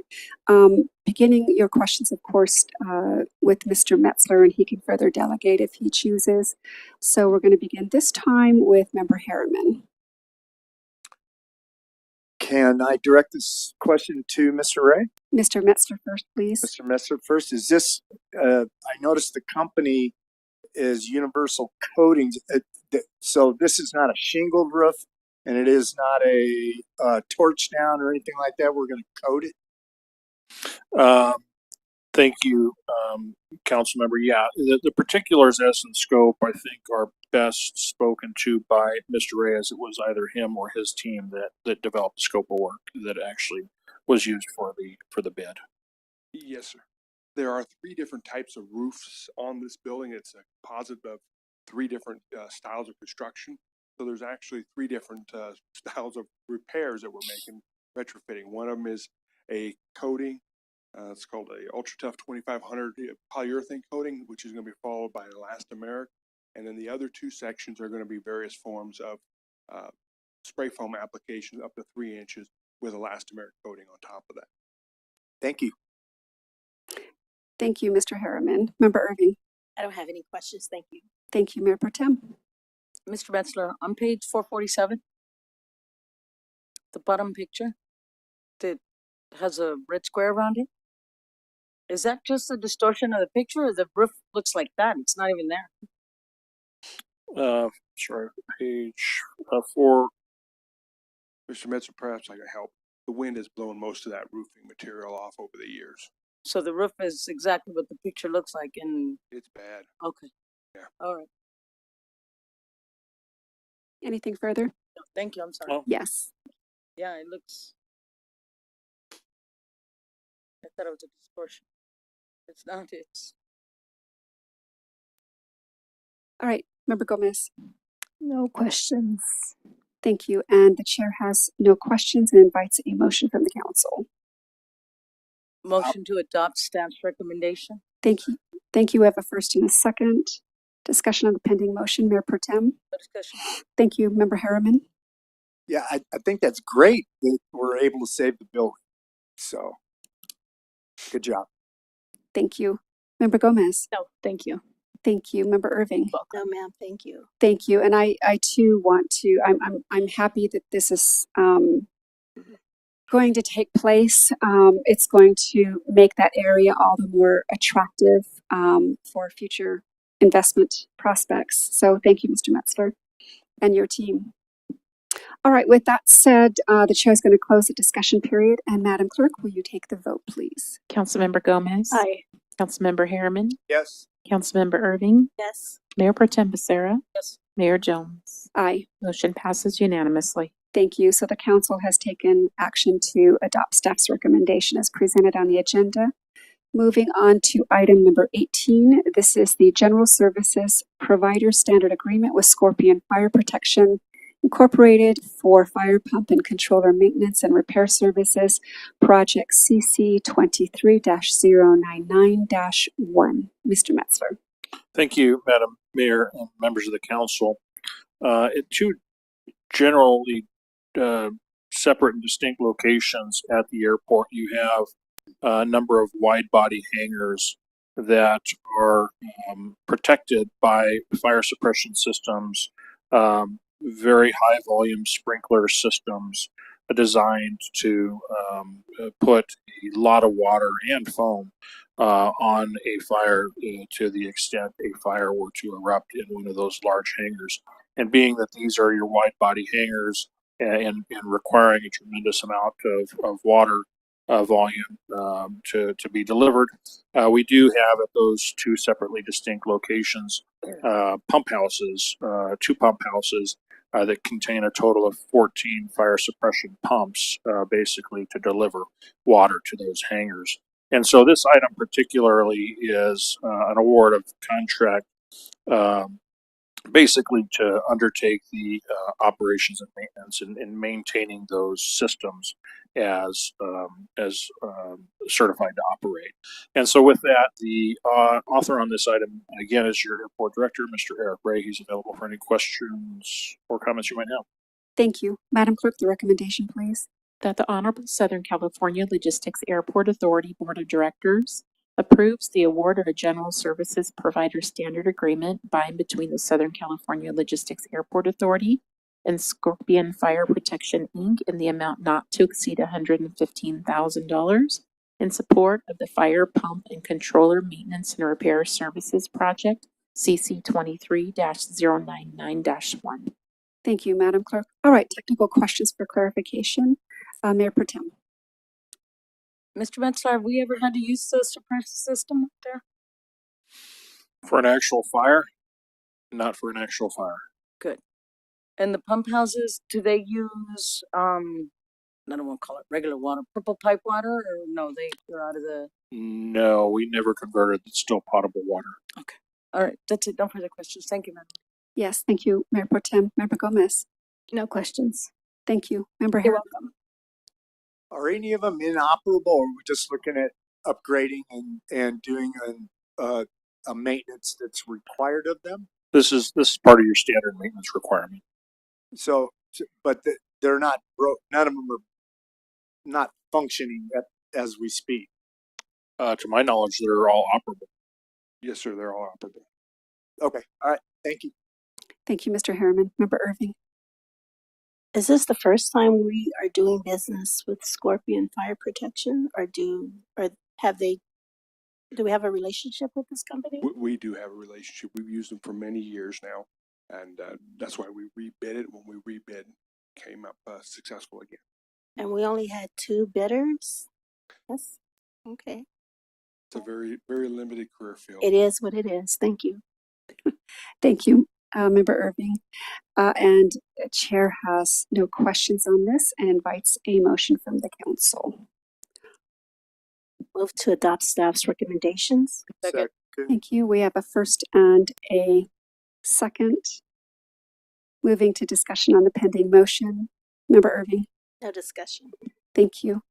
Mayor Pro Tem. No discussion. Thank you. Member Gomez. No. Thank you. You're Member Harriman. I have none. Thank you. And the chair has none. Closes the discussion period. Madam Clerk, the vote, please. Councilmember Gomez. Aye. Councilmember Harriman. Yes. Councilmember Irving.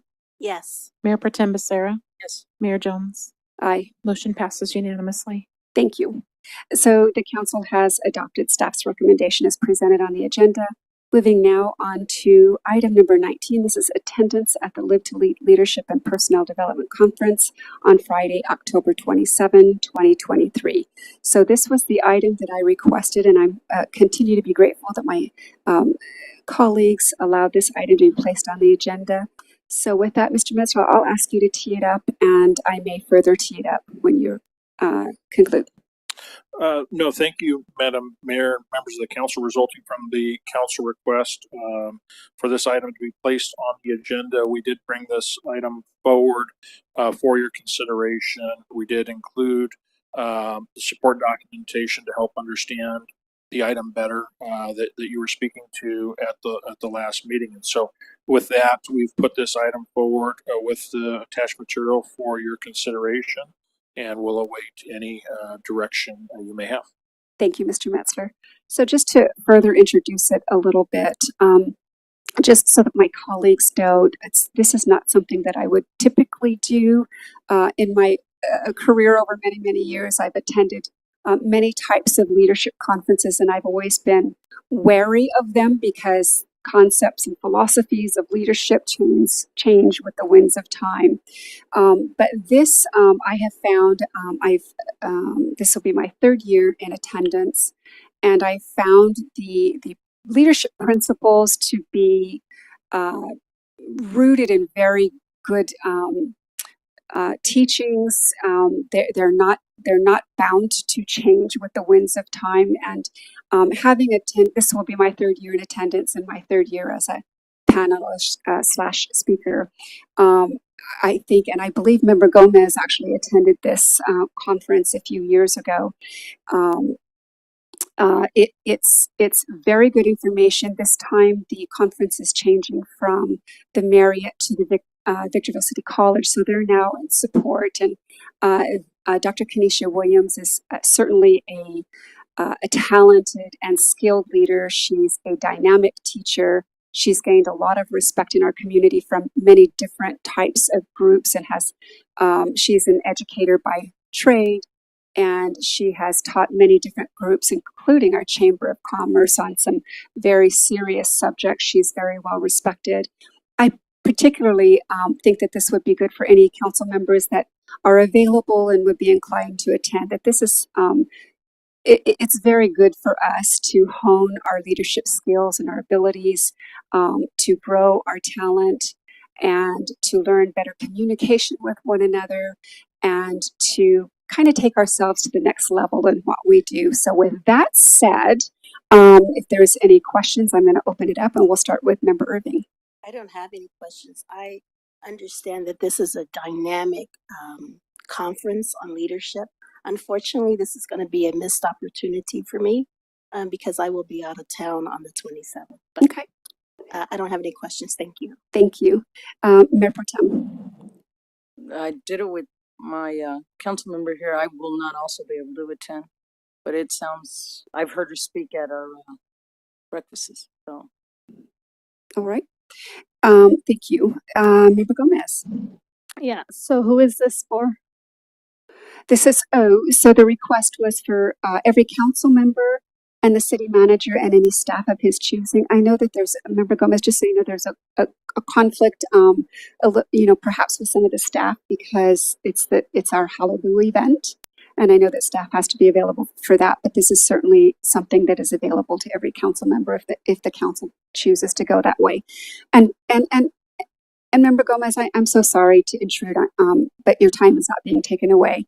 There would be no fee related to me because I'm one of the panelists, and we are getting the discounted rate of $99 rather than the normal, I think, $299. So thank you for your patience with me, Member Gomez. So that was my next question, if there was an associated fee. I'm sorry I wasn't paying attention because I was making sure my question. Sure, $99 a piece. Okay, but yours was not going to be. There would be no charge for my attendance. All right, I have no further questions. Thank you. Thank you. Member Harriman.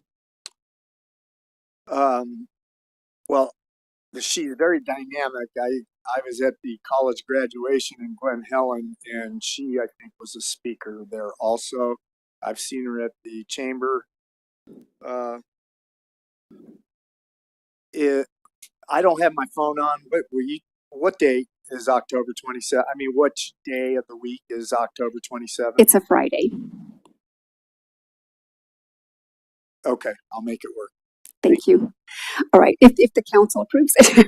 So, all right, and I don't have any questions. And so as this is the item that I requested, I'm going to move that the council approve attendance for all council members, excepting me, the city manager, and any staff of his choosing at the Live to Lead Leadership and Personnel Development Conference being held on October 27, 2023. And when I say accepting me, it's just for the cost. I'm certainly going to be there. I was just gonna ask. Yes. Madam Mayor, I have a question for you. So we're making it mandatory for staff? No, it's including Mr. Metzler and any staff of his choosing. But it's up to anybody if they're able to attend. So he will attend. Am I required to attend? No, I didn't say that. Okay. I never said that. It's to approve attendance for everyone. It's up to everyone to decide in their own schedules whether they're able to attend. I second your motion. Thank you. We have a first and a second. Any discussion on that motion? Hearing none, discussion period's closed. Madam Clerk, the vote, please. Councilmember Gomez. Aye. Councilmember Harriman. Yes. Councilmember Irving. Yes. Mayor Pro Tem Becerra. Yes. Mayor Jones. Aye. Motion passes unanimously. Thank you. So we have approved attendance for all council members and the city manager and any staff of his choosing. Whether or not they attend, of course, is their prerogative. All right, moving on to, and thank you to my colleagues for their support. Moving on to item number 20, city manager reports. Mr. Metzler. Thank you, Madam Mayor and members of the council. Our adoption clinic is in full swing and routine. The city's hosting an adoption clinic every Saturday from 11 a.m. to 2 p.m. at the Animal Care and Control Adoption Center on Amargosa Road.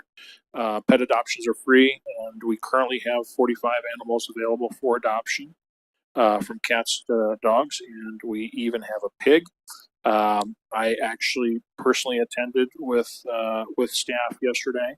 And certainly at the two locations, which are really our interim locations until we build the permanent facility.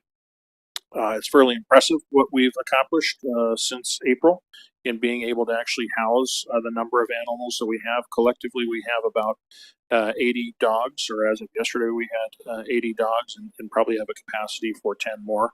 And so as we reach capacity, these adoption events that we have are certainly important. So to the extent you can spread the word in that regard, that would be helpful to our efforts in adopting out some of our forever friends. Community services side of the house, new library evening story time that starts on September 26th. The library will be hosting evening story time at 5 p.m. on Tuesdays for kids 0 to 8 years old. The hour will consist of reading a few books, dancing, and ending with a craft. This program is a no-cost event, and registration is not required. We also have a variety of programs on the recreation side of sports openings where registration is taking place. Itty Bitty Preschool, ages 3 through 5. That's something that we do at Sunset Ridge. We have our TAG, or our Teen Activity Group, that's actually starting back up for ages 13 to 17. There's no cost. It's a program that also we rely on to help satisfy some volunteer needs here in the community. Adult basketball is starting up as well. So more information on our website. Let's see, Public Works side of the house, we do have community cleanup registration taking place. The city's recruiting volunteers for that event, which will be on October 21st. And then finally, on the building side, a couple of development activities. We do have the new Arby's restaurant in a shell building at 395. Plans were approved by the department, so that should be moving forward soon. And CarMax, as we're patiently awaiting, is nearing completion with the pre-final inspection performed just last week. So more progress there. That's all I have at this time, Madam Mayor. Thank you, Mr. Metzler. Lot of good news. All right, item number 21, discussion and possible action regarding upcoming agenda items. Member Gomez. Yes, so I'm going to first state it and then if you need clarification, I can. So a final online City of Victorville agenda to be formatted with hyperlinks to make it easier for the viewers to have things to be able to click on. I don't know if you guys get it, but what I can do is click on the side, but if I'm at home and I want, Member Gomez, you have to be very careful to just keep it to a minimum. So, oh no, it's formatting principles for our online agenda. okay. Well, I mean, we don't want to get into details because No, that I could be the was subject of the breaking it down just in case nobody understood. But if formatting is enough, I mean, formatting the agenda. Okay. Thank you. And that's your motion. When would you like that agenda item to appear? By the end of December. Okay. All right. Do we have a second on that? Hearing no second, the motion dies. Do you have anything else, Member Gomez? Yes. I motion that the city consider creating a map of flood zones in the city to display what properties are subject to flooding based on flood elevations, flood hazard areas, increase of flood risk due to building restoration or anything that deals with the control system, to name a few. And this to be done by the end of December this year. Okay, and the request is for an informational item. That works. Great, thank you. All right, we have a motion. Is there a second? Hearing no. Can I ask a question? As long as it's for a very brief clarification as to her motion. We already have something like that in place? We may. Mr. Metzler. We don't. Mr. Metzler. I'd have to ask acting city engineer. I don't know the answer. We do have it. Okay, sorry. Thank you. All right. However, we still have a motion. Is there a second? Hearing no second, the motion dies. Anything further, Member Gomez? Yes.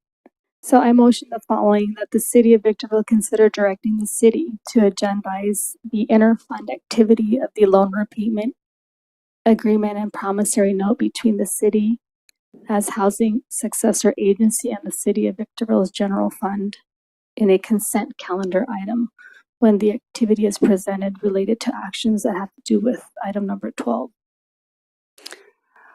Mr. DeBortnowski, I don't know if this is a reasonable request since we just took this up in item number 12. Correct. I don't think it's necessary. You've already approved the repayment, and that's just administrative at this point. Thank you. Anything further, Member Gomez? No, that's it. All right, Member Harriman. I have none. Thank you, Member Irving. Nothing, thank you. Thank you, Mayor Pro Tem. Nothing, thank you. Thank you. And I do have one request, as it's been fully 11 years, specifically September 2012, since the cost of meals during travel has been reviewed. And given rising costs over time, I respectfully suggest that this is an appropriate time for a fresh look at Council Policy CP-12-01, and I request my colleagues' support for an agenda item.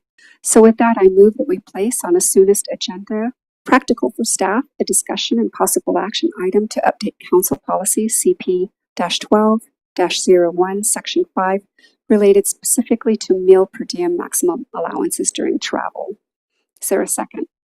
Second. We have a first and a second. Madam Clerk, the vote, please. Councilmember Gomez. I'm going to ask for clarification. Yes. Did you say meal per diem? Is that what you said? Mm-hmm. Meal per diem maximum allowances during travel. Thank you. Aye. Thank you. Councilmember Harriman. Yes. Councilmember Irving. Yes. Mayor Pro Tem Becerra. Yes. Mayor Jones. Aye. Motion passes unanimously. Thank you. All right, moving on to item number 22. This is reports from council members, beginning with Member Gomez. My reports are typically the same. I do the same thing, believe it or not, every week. And I wish there was more people in here, but I have to go reach out to people door to door, and it's not going to change. So I'm not going to be late or do anything to take your guys' time. I also sit in various other meetings, not as a representative, but I observe to bring forth to the table when I meet one-to-one with different members of the community. All right. Thank you, Member Gomez. Member Harriman. I have none. Thank you, Member Irving. To report. Thank you, Mayor Pro Tem. Yes, Madam Mayor, thank you. I sit as the board chair for the VBTA Transit Authority. If you guys would like to know, they are going through their 30th year anniversary from 1993 to present 2023. For all the month of October, you can ride the buses for free in all the cities, or take you up to Big Bear and Wrightwood. So if you'd like to find out more of what's going on, go to the VBTA website, and it'd give you much more information than what I just touched on right there. All right. Thank you, Mayor Pro Tem. That's good news. As for me, I've attended the typical meetings during the month. So the San Bernardino County Transportation Authority attended with Mayor Pro Tem the Measure P Oversight Selection Committee meeting and the SBCTA General Policy meeting. I also had the pleasure of speaking once again to several high school senior government classes at Lakeview Leadership Academy. And the reason I bring this up is because I was able to speak with them directly about the city's priorities and council's policies. And I was so impressed with these particular students because they asked questions that were tied specifically to our strategic plan and our priorities, not knowing that they were doing that. I found that to be rather impressive. And so I'm proud of our youth. And I attended a 9/11 event at a local elementary school. With that, we have no further business before us this evening. And as a matter of housekeeping, all council members, staff, and audience members will kindly vacate council chambers and City Hall with 10 minutes. That is 8:15 p.m. so that these facilities may be cleaned and secured for the evening. Members of the public are not permitted behind the dais. Everyone, thank you for a wonderful and productive meeting. This meeting stands adjourned.